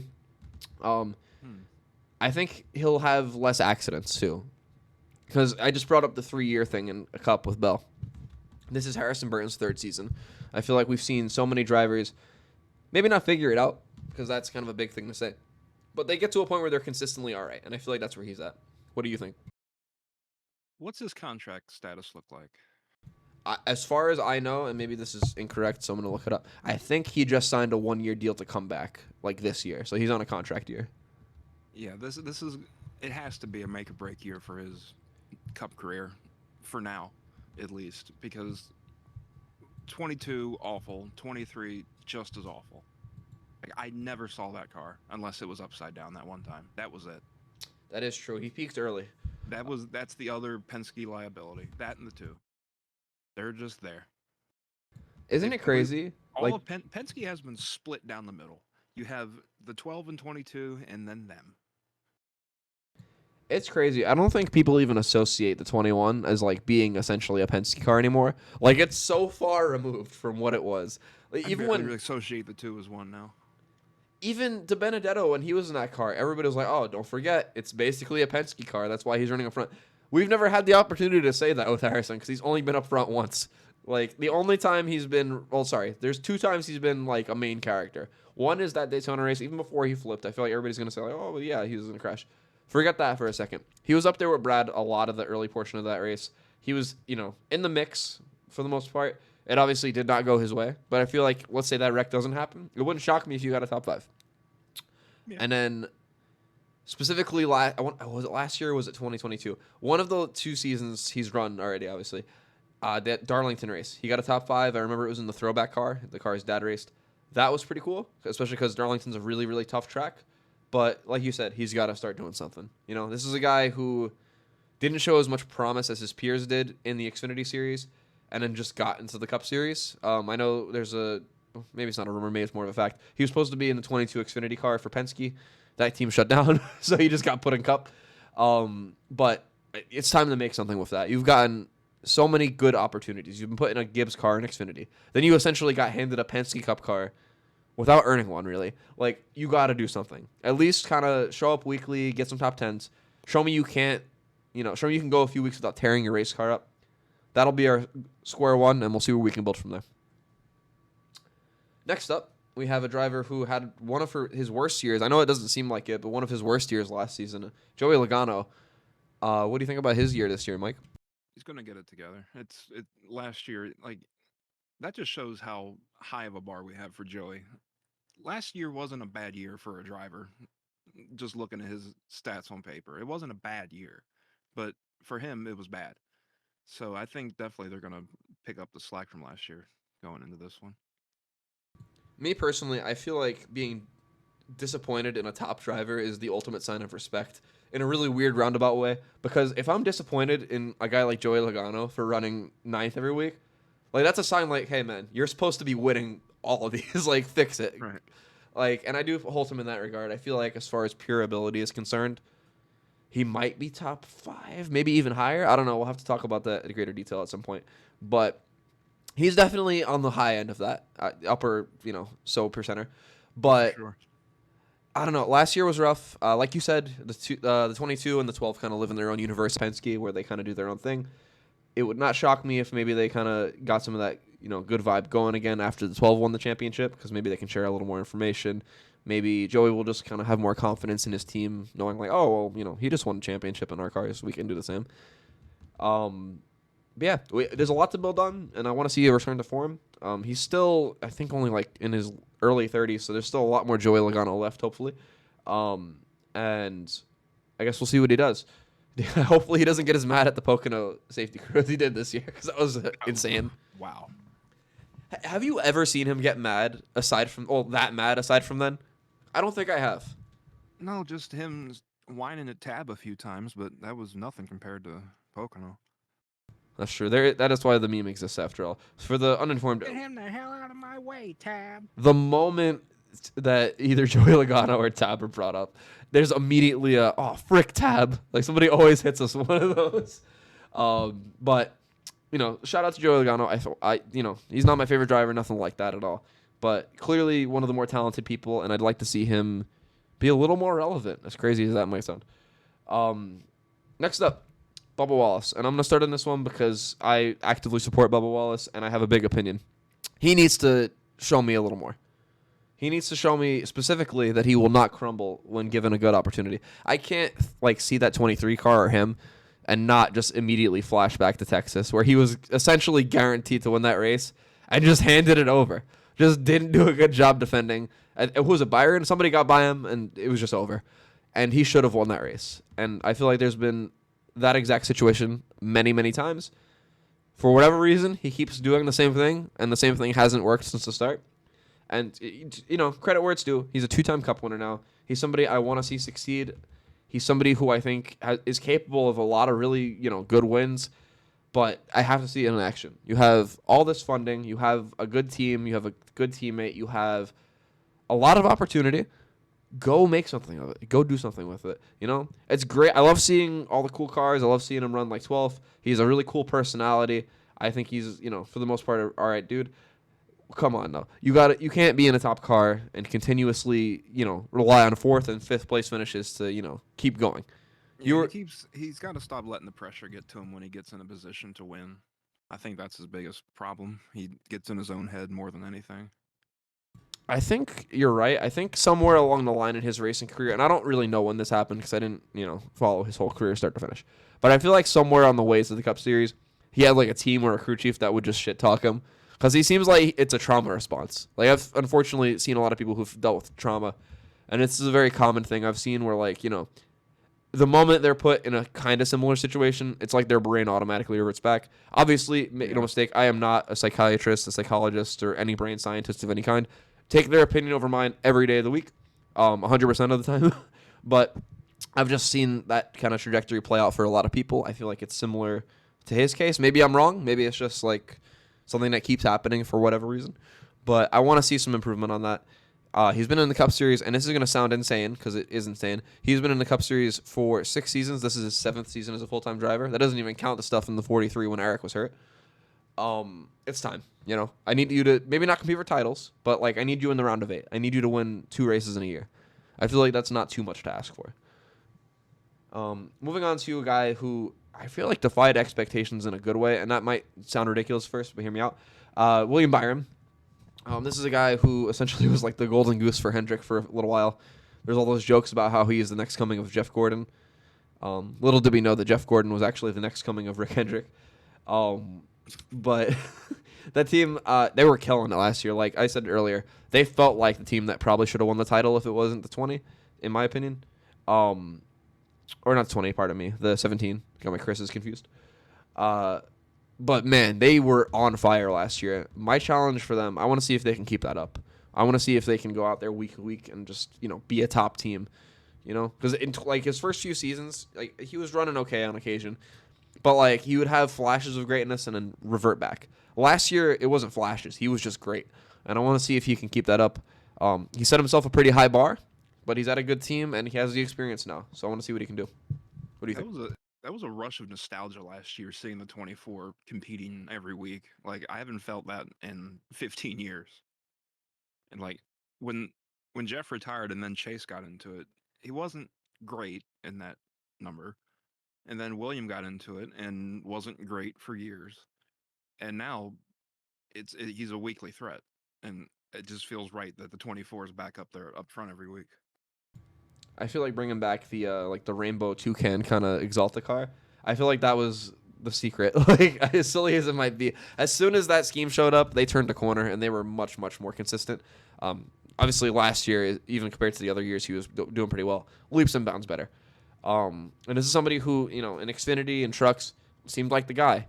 Seemed like he was cherry picked to be great, and then he wasn't for a while. And maybe he lost some of that shine, I guess.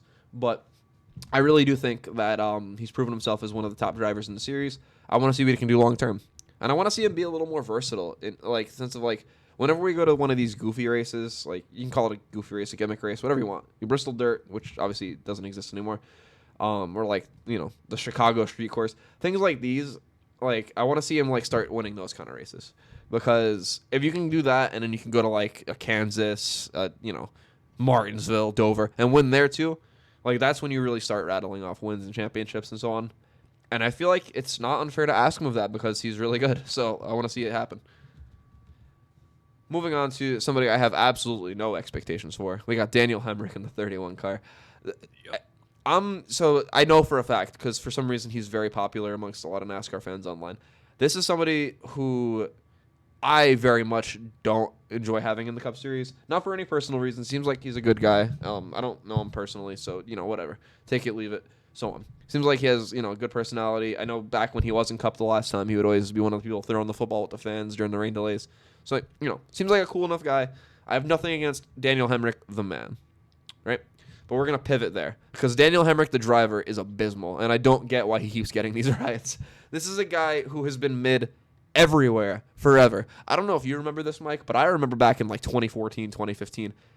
We have one friend who I'm going to remain unnamed for now, but there was one friend in our friend group that would not stop talking about how good this guy was going to be. And then he got the trucks. He was in the 14.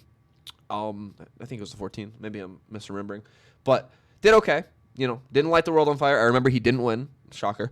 And then went to Xfinity forever. Did nothing. Competed in the playoffs, sure. But, on paper, he was just kind of there. Somehow finds his way to the Cup Series once. Blows it. Completely blows it. You know how bad you have to be as a rookie to immediately get replaced? It was 1 year removed. He was like, no more. Richard Childress is like, all right, son. Yaley had 2 years. Yeah. Wait, it wasn't more than that, wasn't it? Well, no, it wasn't because he started in 06, 07. I mean, 08 kind of counts. He was in the 96 car, which was a de facto. It was kind of like what the Wood brother car is now. So, I'm going to count that. That's basically still a Gibbs car. And still did nothing with it. Do you know how bad you have to be to get removed in 1/3 of the time as J.J. Yaley? This is a guy, I need something. Show me some sign of life. Because right now, you're just kind of there. You're taking up a spot. You don't need to be. And there's better pay drivers if they wanted a pay driver. I don't think he's a pay driver. But let's say they just wanted somebody else to just fill the field. Go bring Riley Herbst up. At least he's showing some signs of improvement, And at the very least, he's always been all right at super speedways. Daniel Hemrick, what are you getting from him? And maybe this ages poorly. Maybe I'm completely wrong. You're completely wrong. He crushes everybody this year. I'd love to see it. But let's just be real for a second. That's not going to happen. I would bet so much money that guy goes winless this year. And not necessarily because it's Kaulig, because, we said a bunch about Kaulig already, how they're kind of just there as a team. But, this is it. They won last year on speed. If the cards get played right, they can. But I guarantee you, we're going to talk about this in about 10 months, and Daniel Hemrick's going to be 23rd in points with a top 10. And we're going to be like, yeah, what a waste of time. The only good thing... Prediction on the top 10 there. Yeah, hey, listen, man, we're going to get a rain race somewhere along the line. Maybe he'll stay out. I don't know. But it wouldn't shock me if in a year's time we're talking about somebody else already being signed to this car. Maybe he'll do so bad he gets removed right before the end of the year, like a lot of drivers did 10 years ago for some reason. Maybe a little longer than that now. I remember vividly AJ Allmendinger just kind of showed up in the 10 car because Patrick Carpentier got removed. But still, I have no hopes for this guy. Do you want to elaborate anymore? Nope, not for Hat. There we go. We'll end on a very sour note for a very sour decision from Kaulig Racing. Next up, we got Michael McDowell. We kind of talked about him briefly earlier with the playoffs, but this is a guy who, some people don't like him. I don't really have an opinion, positive or negative. The fight with Suarez was pretty lame, but you take that away. And the thing with Bubba at the All-Star race the one time at Bristol was pretty lame. But he's been around for like 16 years. I know that's crazy to say, but it is true. And if those are your only two controversies, really, whatever. I can live with that. And I feel like he's a great fit for the team. He's undoubtedly been their most successful driver. Yeah, it just took him 15 years to hone his talent, but he finally can put together a race, even in that car, which you got to give him props. He's taken a front row car and running decent with it every week now, it seems. Yeah, and I remember a lot of people, especially in 2022, they were like, "Oh, well, it's just his crew chief." I think his name is Blake Harris, and maybe I'm saying it wrong. Apologies if I am. But I remember vividly back then, everybody was like, "Oh, well, yeah, his crew chief's really, really good. He's getting a lot of good finishes." Which, even me personally, I bought into that. I was like, "Yeah, totally. That's exactly what's happening." And then dude wins Indy Road Course on talent. Ran pretty good last year, and I'll give credit where it was due. Even though I said he shouldn't have really been fighting for a title last year, he didn't look like a fish out of water in the playoffs like he did the first time. The first time, Yeah. it was like, "What is this guy doing?" Second time, he felt like he should have at least been in the round of 16. That being said, shouldn't have a shot at the title. But, like, in that element, they came to life, and they started running pretty well. Yeah. So there shouldn't be a round of 16, but he deserved to be in it. If you're going to have it, he's one of the guys, I feel like, at this point. And you know what? I'm going to say it. I feel like he makes the playoffs again. Not off a win. I feel like it's points this time. It's possible. Speaking of possibilities, we're going to go next to a driver and a team that may or may not be there. Hell, maybe this is the driver of the 15 car when it's all said and done for Daytona. But next up on my list, I have Riley Herbst in the 36. This is only here specifically because I know that team does run a lot of the super speedways. They raced Talladega in the fall, and I think they got a top 5, actually. Let me look it up. I think if they show up to the track, whether it's front row or not, I think Riley's best track type, well, maybe it's a mile and a half now because he's really put those together lately. As long as it's not a flash in the pan, I guess.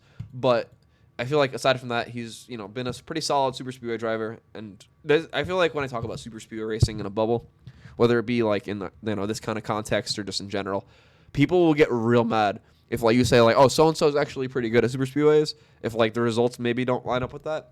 But I feel like one thing people have to take into account is, well, first of all, the part that I feel like everybody can easily understand, those races are chaos. You could do everything right, somebody just turns you. That's not your fault. You can't do anything about that, but it's part of what, sometimes that'll cause There's you to finish way like more to being good at a super speedway than your results. Like that's something that it's objective and it has to be observed from the outside, like throughout the race, because you can be making the most amazing moves that anyone could ever think of or pull off, and then get wiped out by someone else with 5 to go, and on paper you finished 30th, and it never mattered. But you can be a he knows what to do. that's where my kind of like stock gets put into.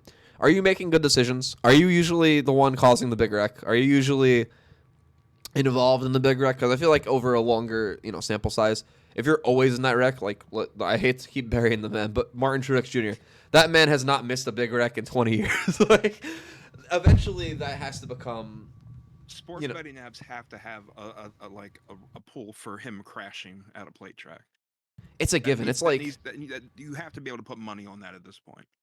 It's like Kyle Larson. Kyle Larson's the same way. You take them to a plate track, and they are guaranteed to at least have some damage to the car, which, like, okay, fair. A lot of the cars have damage, but, like, it's usually self-inflicted, and they're usually cooked. I'm pretty sure the last plate race that Truex didn't get in a crash in, he lost the photo finish. Yeah, and that was almost a decade ago. Like, it's been too long. I need him to miss a few. I need him to get through Daytona. I want him to get through Speed Weeks, Incident 3. But anyways, we're getting off topic. Back on Riley Herbst and super speedway racing.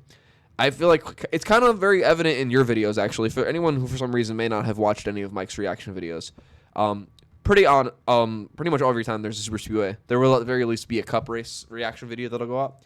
And if you just listen to those, like, you can tell who we think are good and who aren't good at super speedway racing solely because of the decisions. We'll watch, like let's take a guy like David Reagan, right?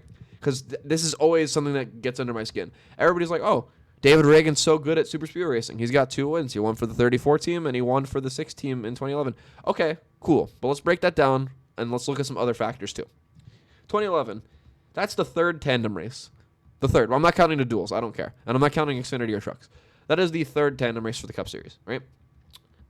they didn't have a huge sample size. Granted, they started off much better than the other series. I don't know if you remember 2011 in Xfinity or Trucks, but man, especially Trucks. Trucks at Talladega that year was brutal. But Yeah. I like. I feel like he just had a starting ground that was so even with everybody else, and he was pretty good at tandeming. I'll give credit where it was due. So shout out to him. But I feel like people gave like that win and 2013 win, which mind you, 2013 you could not pass. That was the year where they were all straight up just a train up against the wall. If you look at the end of that race, he did make some good moves. So, credit where it's due. He did 2 good jobs and did really well both of those days and absolutely deserved both of those wins. But then you take that and you look at like the 2018, summer Daytona race where he had the lead. It was a green white checker, just moved over, didn't block, didn't care about having somebody pass him. You can have it. Yeah, it's kind of like similar to like the way I talked about the Bubba Wallace Texas thing. Like fight for the win, especially if you're David Reagan. Like what else are you gonna lose? Like you're David Reagan. You don't have a playoff spot to worry about. You're not points racing. Go do something. And maybe we'll follow up on that a little later when we talk about him. But Riley Herbst, anyways, he seems like one of those guys that puts it together a lot in super speedways, seems to make good decisions, seems to put himself in spots where the big wreck usually doesn't involve him. And I'd like to see him move up on that. Next up is, at least according to me, a fan favorite in Todd Gilliland, the toddler himself. I think Todd is going to have a great year. I feel like this is the year top 10 Todd turns from a meme into a reality. I think he's going to be running pretty well. I feel like at some point, either through osmosis or sharing setups or what have you, he's going to like eventually start running similarly to the 34. Maybe not quite as good because that's a pretty high bar for that team. Let's just be honest. But I do think he'll put it a little bit more together. This year, he doesn't have to worry about Zane Smith taking a few of his starts. And on top of that, this is a driver who I really didn't think had that like upper echelon potential. And to be fair, maybe he doesn't, right? But my hopes were so low for this guy exclusively until the Martinsville win. Not even because he won the race, but because of his reaction to Kyle Busch. There's something in there. There's a human being there, which I can't say about every driver in this series, unfortunately. Like there's like some star power there that's trying to show itself, and I feel like all it's gonna take is him getting some momentum, and I feel like we're gonna see a lot of positive strides. I very, very much endorse and support Todd Gilliland. I think he'll do really well. Maybe it doesn't go well. Who knows? But at least as it stands currently, January 17th, 2024, I think he has a few good runs this year. Maybe not, anything crazy. Maybe like 4 top 10s. Maybe a top 5 lucky if he gets lucky enough. But I don't know. My hopes are high. I feel like he's going to show some improvement. What do you think? I think he's already like underrated. Like I was seeing him pull off top 10s last year repeatedly, and I was like, why is nobody talking about this? He's one of those people I think that they just wrote off because he had a bad stint in KBM. Yeah, like he's going to be one of those drivers that has maybe even someone like William Byron who has a slow burn at the start of their career, and then like 5 years in, they're like at the top. I concur. I feel like that's a very valid way of looking at it. But I'm also incredibly biased, so don't take my word for it. Moving on to similar but different. We got Ryan Preece. Going into 2023, my hopes weren't super high because it was still a Stuart Haas car at the end of the day, and we kind of saw the writing on the wall by then. But I thought we would see more. I thought at the short tracks, at least, he'd be relevant. And he was on occasion, but it would be like because of track position or it'd be because of strategy. I feel like I need to see him complete a race where he's just one of the guys. He's one of the people competing for that win. Even if he doesn't win, he can finish like 8th for all I care. I want to see that he's capable of, competing the entire race. And then if it works out, great. If it doesn't work out, great. But you're supposedly on a top team. That's, I guess, up for debate. You don't really have to worry too much about funding. And, it feels like so many of his mistakes, whether it be in this car, the 37 car, the 47 car, it feels like a lot of it is self-inflicted. Which, to me, screams 2 things. It screams, A, you don't make good decisions. But on the contrary, B, it can be solved. Because, if you just get somebody to calm down and react to things a little bit differently, I feel like a lot of those situations play out different. And I want to see that for Ryan Preece. I'm from New York. I don't think that counts as New England, in my opinion, but it's close enough. And, if you go around here, especially to the local tracks, there's always a really big scene of fans who really like the guy. To this day, so literally no other time in my life have I met a racing fan in public. This is the only time, just in general life. And he was like, yeah, I'm a huge Ryan Preece fan, just because he loves the modifieds. The fact that the only like known NASCAR fan to talk to, or known racing fan to talk to me about it picked Ryan Preece is pretty telling of the pull he has up here. And I want to see that kind of spread nationally. I want to see him to eventually be taking over NASCAR. Not like to the sense of like, oh, I'm going to win championships and so on. But, when we go to Martinsville, I want him to be in the conversation. When we go to Richmond, I want him to be in the conversation. And then if he can put it together elsewhere too, great. But I at least need to start seeing something where his bread and butter is, which will be short track racing. What do you think? Yeah, he's just been around for so long, and we're still waiting on that spark that everyone keeps saying is there. I hope we do see it, but if he's still going to be in the 41 car indefinitely, he's got a lot stacked against him. Not only his driving ability, having to hone that in, but when you're driving for Stuart Haas, you're it's an uphill battle. I'm kind of surprised they didn't try replacing him like covertly without telling Tony because he's not paying attention anyway. Like Tony just gets to Daytona, he's like, "That's so weird," and they're like, "What? Like, why does it say Cole Custer's name on this again?" Don't worry Like, about it. I don't know. I especially like, and it hurts me particularly because I like Cole Custer and think he's a good driver, and I'd rather him be in the car probably. But if you're gonna be in the car anyway, do something, please. Just show me some signs of life. Not that Cole's doing any better, because especially in 2022, man, was he not doing any better. But please, like something. I want to see any improvement. Any improvement is good enough for me. Moving on, we're gonna talk about very very unpopular driver last year, whether it's deservedly so or not. John Hunter Nemechek. Um, I think John Hunter Nemechek has kind of calmed down as a driver, similarly to kind of what I was talking about before, with like decision making and so on. He's somebody who used to make an abundance of mistakes. And then even if it wasn't a mistake, he would just make bad decisions sometimes. I'll never forget the 2016 Canadian Tire race. Like, did he win the race? Sure, but I don't think his public image has ever recovered fully from that, even though it's been almost a decade now. Like, Right. and in other things, like he'll just end up in silly accidents. I can't recall exactly the circumstances, but I know he was involved in a lot of skirmishes in Portland this past season. Which, like, okay, some of that's just because Portland's a little bit of a chaotic track, but like, I don't know. This is somebody with so much raw speed, and I feel like he's one of those guys that once he finally hones it in, he'll be a really solid pick. I really like this as a signing for Toyota and Legacy Motor. Well, not Toyota because he's already there, but Legacy Motor Club. Because man, oh man, it could not get any worse, right? Like I'm all for everything they've done this year to kind of help improve the team, at least on paper. Um, Now it's about going out on track and actually doing something with it, right? If he's out there running like Noah was and wrecking every week, and if he's not wrecking, he's 28th. I don't want to see that. He should not be running that bad. Neither should Eric Jones. I'm gonna do a 2-for-1 here because it's kind of similar predictions. I want to see them, just be top 15, and I feel like some people might hear that and be like, "Wow, that's a really low bar," and it is, but for a good reason because like they were struggling a lot last year. The back half they definitely saw some improvement. And I've seen a lot of people say, like, oh, it's just a shame that team got so much better after Noah Gragson left. But there might be some correlation there. Maybe it just got better Yeah. because he was gone. The old addition by subtraction method. But I just want to see them build some consistency. I want to see those two cars running okay. I don't want to see Jimmy running 38th every time he shows up. Like, just give me Nope. something. The bar is so low. It legitimately could not be worse. They couldn't do worse if they tried with this lineup because John Hunter's good, Eric Jones is good, Jimmy Johnson, in my opinion, is the best driver of all time. He might be washed up, but the pinnacle of his career is still the highest anyone's ever been. So I feel like he should be competing for something more than what he's been. Maybe that's unfair of me to ask for him at this point in his career. Who knows? But that's kind of where I stand on that.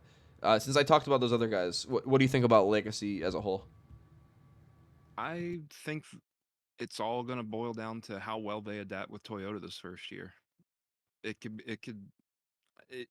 I hope it's like a Gibbs situation where it's success right from the get go, and they can be a second competitive Toyota team because having it just be Gibbs for the last what going on 10 years now, ever since MWR, like it's no wonder that nobody wants to drive for Toyota because there's nowhere to go. And now that there is a few new teams to go to, I really hope Toyota puts all their effort into these teams. I agree, and I feel like it's a realistic thing to ask. I feel like Toyota hasn't given us any indication that at least at the cup level they're not going to really worry about their teams. obviously, say what you will about Toyota racing development. Maybe some of their young guys kind of get pushed through the system a little too quick and then suffer as a result. But I don't think anything like that would necessarily play out for this as a team. Legacy, like I said, couldn't be much worse. Here's hoping it improves. Next up, Tyler Reddick. For those who don't know, this is the driver I support the most in the series, so I'm going to be incredibly biased and say guaranteed championship, locked up. Don't even bother showing up if you're one of the other 39 cars. But on a more serious note, I want to see a little bit of a return to form in the sense of like, how do I put this? So last year when he would win races, it would feel like he was like in like third or second the whole time, and then maybe he'd put it all together. Whereas, like, I know this is not a big sample size, I get it, and it was 2 tracks, but when he was winning at the road courses in the 8 car, I feel like those 2 races he would just, like, have stomped them out. I don't think I've seen that kind of a dominant performance in the 45 yet. Not to say that he can't. And obviously, he's run well and won and stuff, so I'm not worried about him or anything. But I do need to see like just 1 week where he just cooks everybody. Like he's the guy, he's the fastest in practice. He's, at least top 5 in qualifying, and then maybe wins a stage, wins the race. I need to see that happen because right now he's not really panning out how a lot of people thought. And maybe that's me being harsh because the man has had playoff success. He's won races, like I said, but this is somebody who, and I'm going to take the bias glasses off. I'm going to talk about what other people's opinions were. This is somebody who people thought could compete for titles in the Cup Series. And right now, he's just not at that level. I want to see him make some strides towards that. And, I feel like a really dominant win would help. I also feel like just a level of consistency for like a 5 or 6 week strength or a stretch would actually go a really long way, where he's just consistently third, consistently fourth. I feel like this past year, he'd have a really good run, and then he'd get cooked, or he'd wreck somebody. Like, I remember, was it Michigan? That 1 week he just wiped out Austin Dillon for, like, no reason. Like, what are you doing that for? Like, I just want to see the ship get pointed in the right direction. I don't want to see us reach our destination necessarily. Like, that'd be cool. Let's, win a championship if we can. But, I don't know. I could definitely see him getting one of those dominating wins that Toyota seems to get at a mile and a half every year. Like it was the 40. Was it the 45 when Bubba was in it when he won that? Yes, it was. Because I remember all Yeah. the boomers were like, "Oh, you only won because that's Kurt's car." Like that makes any sense at all. The same car, but anyway. But no, I feel like he'll be the driver of the Toyota car that dominates one of those races this year for sure. Well, it's not like Truex is in the running anymore, so we got a few open opportunities. I'll never forgive him for that one Coke 600 that he just cooked everybody. That was tough. Next up, we have Mr. Daytona 500 himself, at least for another month or so. Ricky Stenhouse Jr. I'll address the elephant in the room. This guy is not good, right? I'm sorry. Be mad at me if you want to be mad at me. It's okay. Somebody has to be wrong. But man, oh man, this guy did okay in Xfinity for a little while. After being abysmal, mind you, he was horrendous in 2010. I feel like that kind of got erased from his record, which, like, okay, it's a long time ago and he was young. I get it. We've all been there. We've all made mistakes. But man, it was bad. It was like Noah Gragson 42 car bad. And then on top of that, he's been in the Cup Series for a decade now. He's got a couple, wins, one of which is the Daytona 500, which is awesome. Congrats. Happy for him. But you can't just be a super speedway guy and then be trash everywhere else. Like, and sorry, Mike, it's going to hit home. But you can't be Michael Waltrip. Because, man, oh, man, like, you can't be in the series this long and do so little. His only wins are at Talladega and Daytona. And even then, like, besides this past 500, they were all within, like, a 2-year span where they really had their program at the play tracks figured out. I need something. I just, make the playoffs on, merit, not on a lucky win. I feel like if you could just be like that 16th guy that squeaks in, I feel like that's, within the realm of possibility. I don't think get Scott Speed in the field. That'll get the fire back in his belly. Am I forgetting something? Does he beef with Scott Speed? Isn't that who he like crashed with for the ARCA championship? Oh, speaking of things erased from records, that also needs to get brought up briefly. That is the silliest race there's ever been. And I agree with you. Maybe that is what it takes. Maybe because Scott Speed is not above intent wrecking people, whether it be iRacing or real life. So let's see it through. Let's make it happen. Call it a social experiment. Project 91. He's an F1 driver after all. Put him in the car. Let's see what happens. All right. Next up, to a man that, if anybody at this point has a strong opinion of, I question them. Alex Bowman. Hey, he broke his back. This is Yeah. he might be one of the most boring people on the face of the planet. It actually, that's harsh because he seems like he's got like that goofy like early 2010s internet personality where like they're gonna like talk about bacon a lot. Like that kind of embodies who he is. I feel like, and it feels like time has passed him by, both in the sense of like a racing career and in the sense of just like relevance. He's not old or anything, and he's still okay, but like, oh man, he has just been kind of taking up a seat. Is it too mean to say Phoenix 2017 was peak? No, I'd say that's accurate. He's won races since then. Obviously, he won Chicago. I'm sure Right, he's but as far won. as hype around a driver, like, oh, look at this guy. He's like Dale, but better. I don't recall seeing as much hype after that race. Like I know a lot of people were impressed, myself included, because that really good performance. He should be happy with that. But I don't know, like that definitely felt like a more like, oh, he's just running well situation, not like, oh, this guy's gonna crush us way. Um, do you have anything else to add on that? Because there's not much to talk about for me. This guy's been 25th weekly, so. Yeah. Ally supports him. And fair. I feel like that at the very least on the public level, maybe this isn't the case behind the scenes as is with most companies, but at least publicly, they try to have the image of like, oh, we're so professional, we do this, we do that, we like good people. And that's definitely the persona that Alex gives off. I don't know him well enough to really have a good opinion. Obviously, I've never met the man. But based on what I do know, seems like a good enough guy. And, I'm not going to root against him, but like he's just kind of there. Next up, we have Justin Haley, who we kind of talked about a little bit earlier. Honestly, it's just a wait and see for me. I don't have anything really to say. This is a guy who, he's good at super speedways, could easily run well. That when we talk about super speedway guys that maybe don't have the results, but we all know are good. In Cup, he's kind of just been hanging out. He had that one lightning win, which, I feel like it would be better if we just didn't acknowledge that. But you take that out of the equation, and, he doesn't have a lot of good Cup results on these tracks, but he gets it. He understands it very, very well. If I was in the Cup Series and I saw his car near me, and it's at Daytona or Talladega, I'm absolutely working with him because we're going to find our way to the front. What do you think? Oh, yeah. Yeah, like watching him on Colleague just do that. It reminded me of DEI, but if they actually had three cars. Just they were they knew what they were doing. They were acting as one unit and just watching that and then pull it off. Except for that time where they botched it and wrecked each other. But they all like at Talladega. I remember when they all came together, hugging everyone. Their height added up to like 6'2" combined. But it was adorable. It was adorable. Yeah, I feel like obviously maybe he got carried a little bit by being in such a great team dynamic, pardon me, for all that. But I mean, you put him by himself. This is a guy who undeniably knows how to put himself in good situations. Seems like more often than not he's around at the end of these races, which is most of the battle, quite frankly. Aside from the super speedways, though, your guess is as good as mine. It's kind of the same as the 15. They could easily run okay. They could easily run terrible. It all depends on what kind of year they want to have, in my opinion.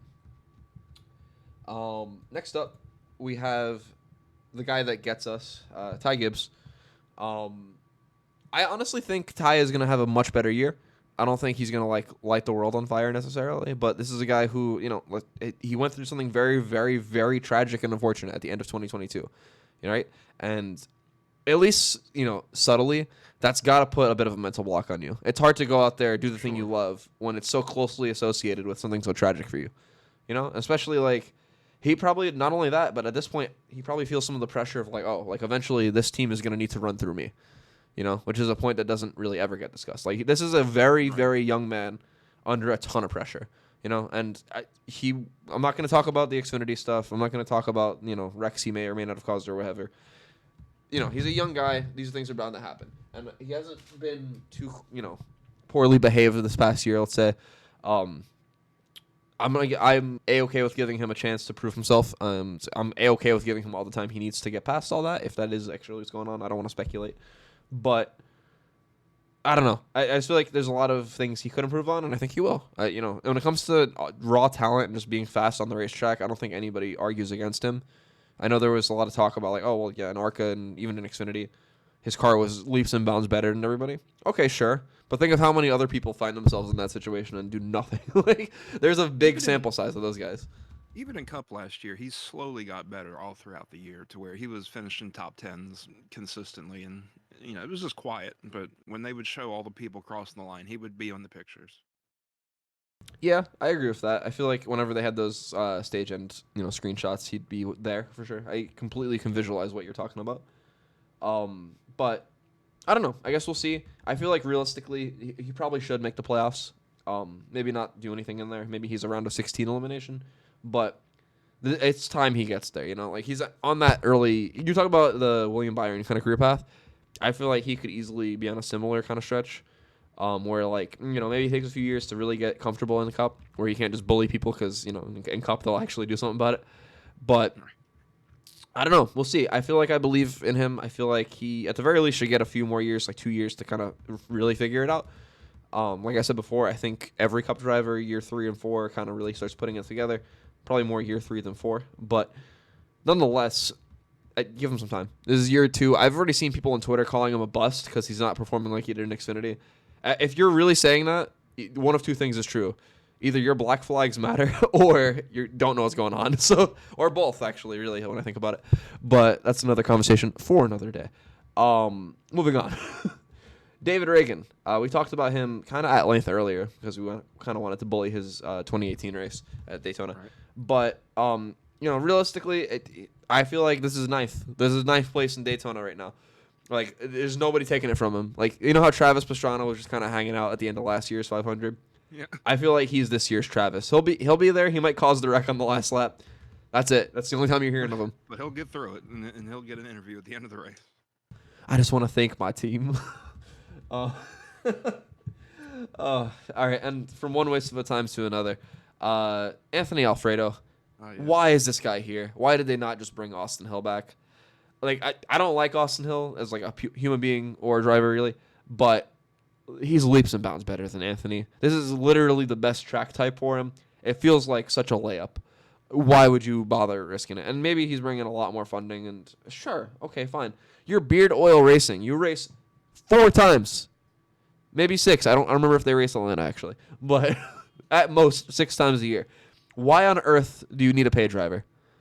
Where else is his money going? The rent for your shop that the car sits in all year. Like, come on, man. That was a choice. I just don't get it. And maybe I'm wrong. I feel like they were obviously, well, they must be affiliated with RCR. Why on earth would they let this happen? Like, you could just use this as a third car, basically. And they let it go to this guy who has shown no potential anywhere. In 25 years, he's going to be known for 2 things: dude wipes and flipping at Kansas, and nothing else. If he gets a top 20, I'd be shocked. And I feel like that's real mean. But, like, realistically, do we expect anything else? Like, this is a guy who just is there everywhere. It doesn't matter what series. You could put him in ARCA. I guarantee you he's finishing 13th in a 14-car field. Like, he's going to find a way. I'm picturing the 62 hitting the inside wall right before pit road in the 500 during a wreck. Just an absolutely nefarious angle. Just hits it like the worst spot. No, I don't mean something like in the highlight reel over 30 years type wreck. Just one of those where there's a wreck off of 4, people start sliding, he slides into the wall, snaps the toe link, races over. Oh, okay. I thought you meant he was gonna pull the Randy LaJoy. You just hit the top of the wall down there. No, he's not doing the Miguel Paludo, just flooring it towards the wall as fast as you can. Miguel Paludo really said, "Damn, I'm gonna wreck anyway. I might as well look cool." Just like me. We talked about Travis Pastrana earlier. I don't think he'll be in this race. I feel like that would be a much bigger story if he was again.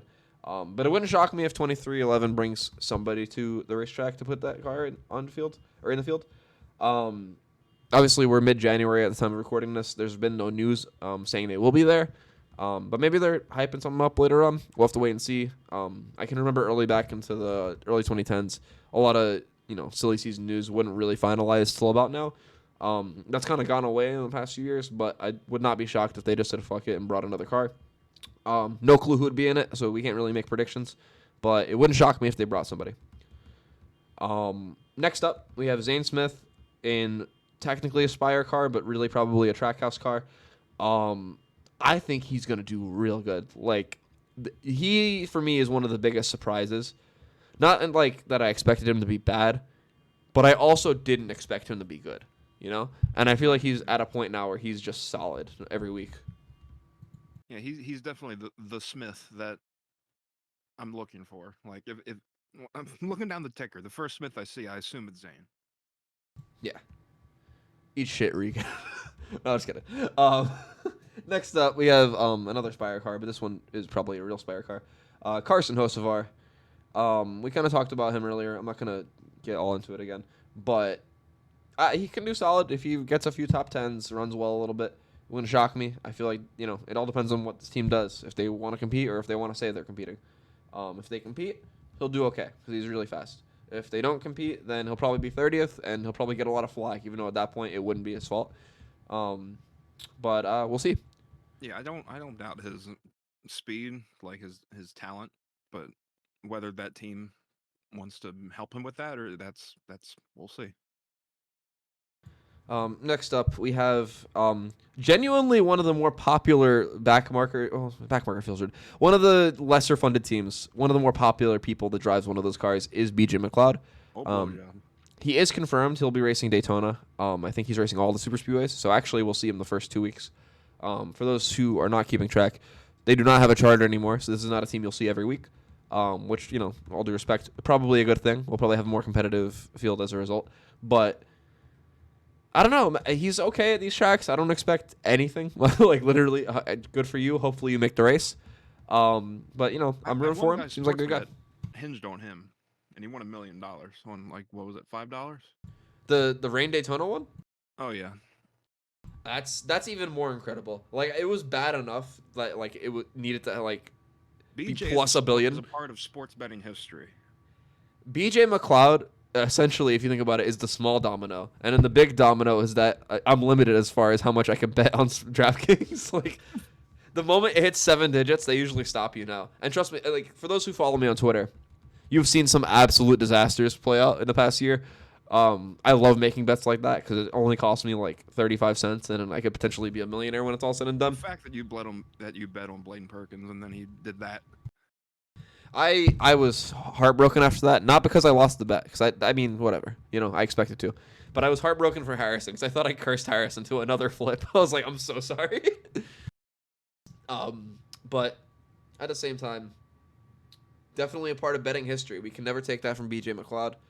At this point, it's hard to argue that's not his legacy because that's kind of the only thing he's done. Next up, speaking of somebody with absolutely no legacy, Jimmy Johnson. Who's this guy? Yeah, 2 first names. Come on. Anyways, What? you just take away the sun.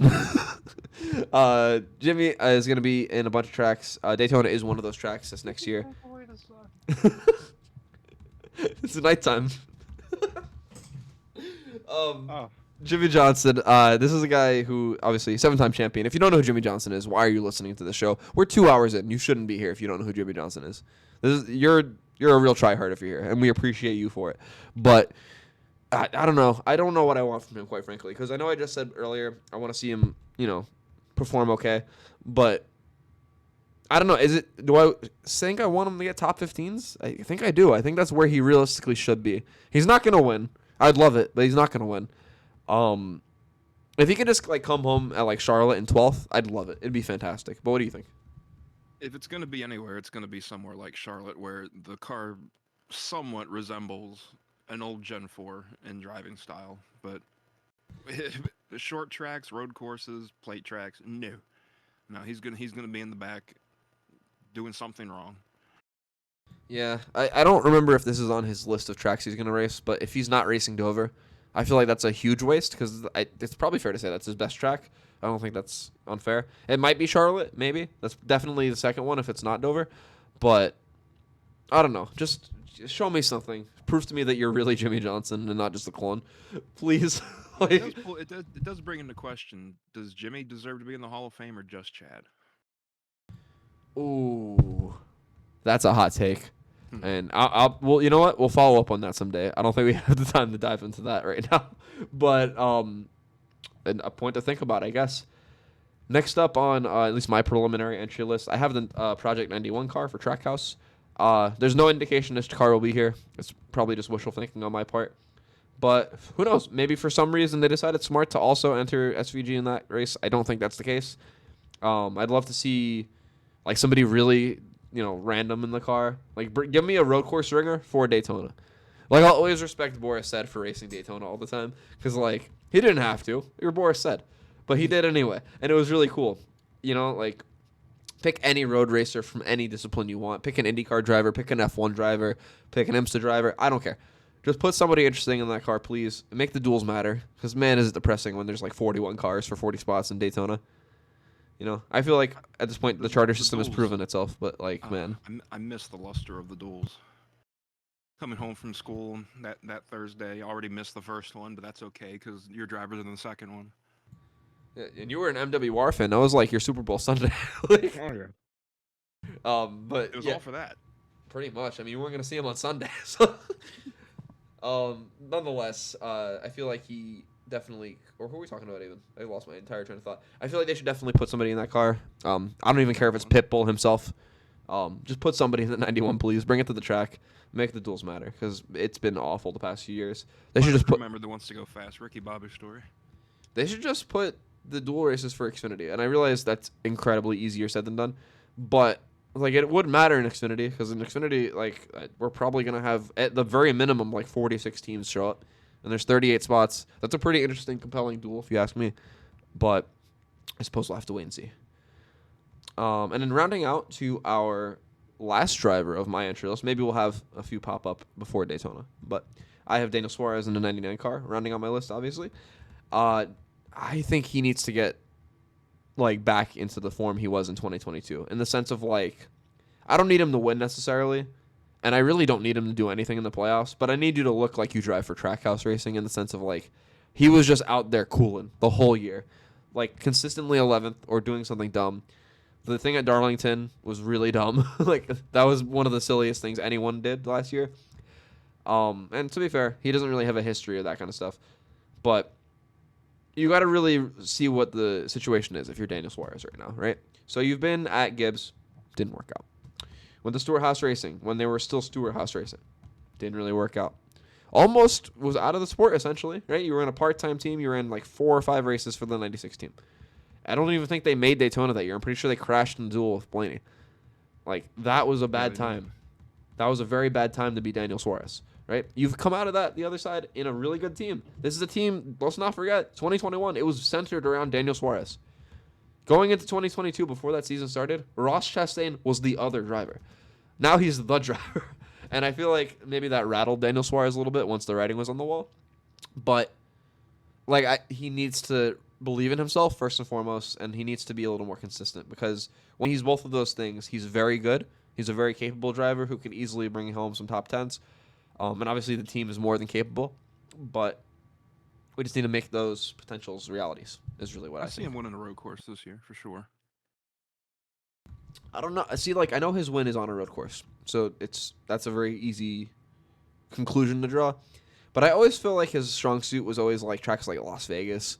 Like I feel like at those kind of places, he's always like in the top 5, maybe like 6th or 7th, and then by the end of the race, maybe it shakes out. He finishes like 12th, but I feel like those kind of like cookie cutter run of the mill intermediates, he's always pretty strong at those. He's never like the fastest guy, but I feel like as far as drivers are concerned, he's kind of like this generation's Jamie McMurray in a weird way. Because I don't know, I assume at this point somebody's talked about the Jamie McMurray line with you. For those who don't know, a lot of people consider Jamie McMurray to be like the cutoff. Like if you're better than Jamie McMurray, you're good. But if you're not better than Jamie McMurray, you're not good. And I feel like out of this crop of drivers, the ones we have now, I can't help but think he's the guy. Yeah. But that rounds out our 2024 preliminary entry list. There might be more additions or subtractions, I guess. Before then, I suppose we'll have to see. I don't control time, nor do I see the future, so I have no way of knowing that. I do want to talk about sometimes. Oh, or how do we word this? We say premonitions, but like not knowingly. Like it's like if you had a time machine, but only other people could use it. You just owned it. Like, yeah. The one other thing. Time machine. One thing we should definitely talk about, at least in a little bit, is the schedule. Because there's one thing that for some reason I forgot completely until I just looked it up a few weeks ago. Atlanta's the second race now. Like, by the time Atlanta's over with, there's going to be pandemonium, especially if there's two silly winners and, like, the guys that you expect to be good in the points are, like, bad. Like, Las Vegas on the first, like, 6 weeks after that could be a really interesting part of the season. Because, like we mentioned, Daytona. We all know what that is. We've had Trevor Bayne, Michael McDowell, you name it. A lot of guys can win that race. Anybody really can win that race if things play out right. We have Atlanta, which, you know, as far as super speedways are concerned, seems a bit more skill-based, at least to me. I know it's not an apples to apples, so I don't want to hear people like, oh, there's nothing like that. But the way that track actually races is a little reminiscent of Bumpy Daytona. Not like at the very end of its life where, like, the track was falling apart, but maybe like 2005, 2004. I really like the racing there personally, even in 2022 when people were like, you know, sending the track death threats and stuff. I was never one of those people. I always thought the track was pretty cool. Just because there's nothing else like it, you know? It's like, how do I describe this? What they wanted the 550 package to be is what they got with Atlanta right now. Like, Yeah. but in a good way. Like, it's genuinely not bad. Nor would the 550 package be if it actually did what it was designed to do. It just doesn't because they didn't do it right. But I think Atlanta's been a good time. But if we leave that race and it's like the first two winners are Harrison Burton and Todd Gilliland and you're headed to Las Vegas, I can't imagine that's a very settling feeling. If you're somebody like, I don't know, anybody we just named that like wants to get in on points, like Michael McDowell, Daniel Suarez, Alex Bowman. Like if you're one of those guys, like I'm sweating at that point. And I feel like maybe that added pressure so early in the season could lead to a really interesting spring. Because like right after that, you know, we have the West Coast Swing, which, or I don't even know if you call it that anymore because there's just two races now. But you have the two West Coast tracks, which are pretty run-of-the-mill, bare bones, especially Phoenix. Nothing ever happens there. You have Bristol, which is chaos, even the Spring Bristol race. The only reason people don't like the Spring Bristol race when it was on the concrete is just because it rains every year. Here's hoping it doesn't do that this time for everyone's sake. So hopefully we keep the other Bristol event. And then, you know, the fans don't get rained on and so on. I forgot Atlanta was the second race. Man, Speed Weeks is back. Me too. And that's the craziest thing is I feel like this sets us up for such an interesting spring. Like Bristol, Coda. We're gonna skip Richmond. We're gonna pretend it doesn't exist. Martinsville. Like, there's a lot of like opportunity for guys like on the cusp of making the playoffs or people that need to make that last leap to go get a win at these tracks. You know. And with some of the more normal tracks like Vegas in there, you're probably gonna have your Gibbs cars, your Hendrick cars win in that span too. So by the time Talladega rolls around, who knows? Like the fields can look like anything. Like you could have 3 winners, you could have 7 winners. This car is kind of notorious for having a lot of parity, so I guess we'll have to wait and see. It's going to be another chaotic season like 2022 was, I feel like. We're going to get a lot of different random winners, especially with these newer teams hiring all these different guys, like with Spire and all them. We're going to see a lot of weird things. So let me put you on the spot then real quick. Who is the most unsuspecting winner this year? Just give me a name. Anybody. Todd Gilliland. Okay, that's a good pick. I was having him up earlier, but I don't want to steal your answer. So, let me see. You know what? Let's go big. We're going to have the 51 car and Justin Haley win. But it's going to be because of rain, and it's going to be at Watkins Glen. Actually, wait, no, that wouldn't work. It would be rain, but it would be Michigan or something. I don't know. No, it'd be flooding there. Then they cancel it. Flooding? I don't know. I don't want to say that because we have too much power, and it might flood then. No, that's August, right? Yeah, hurricane season.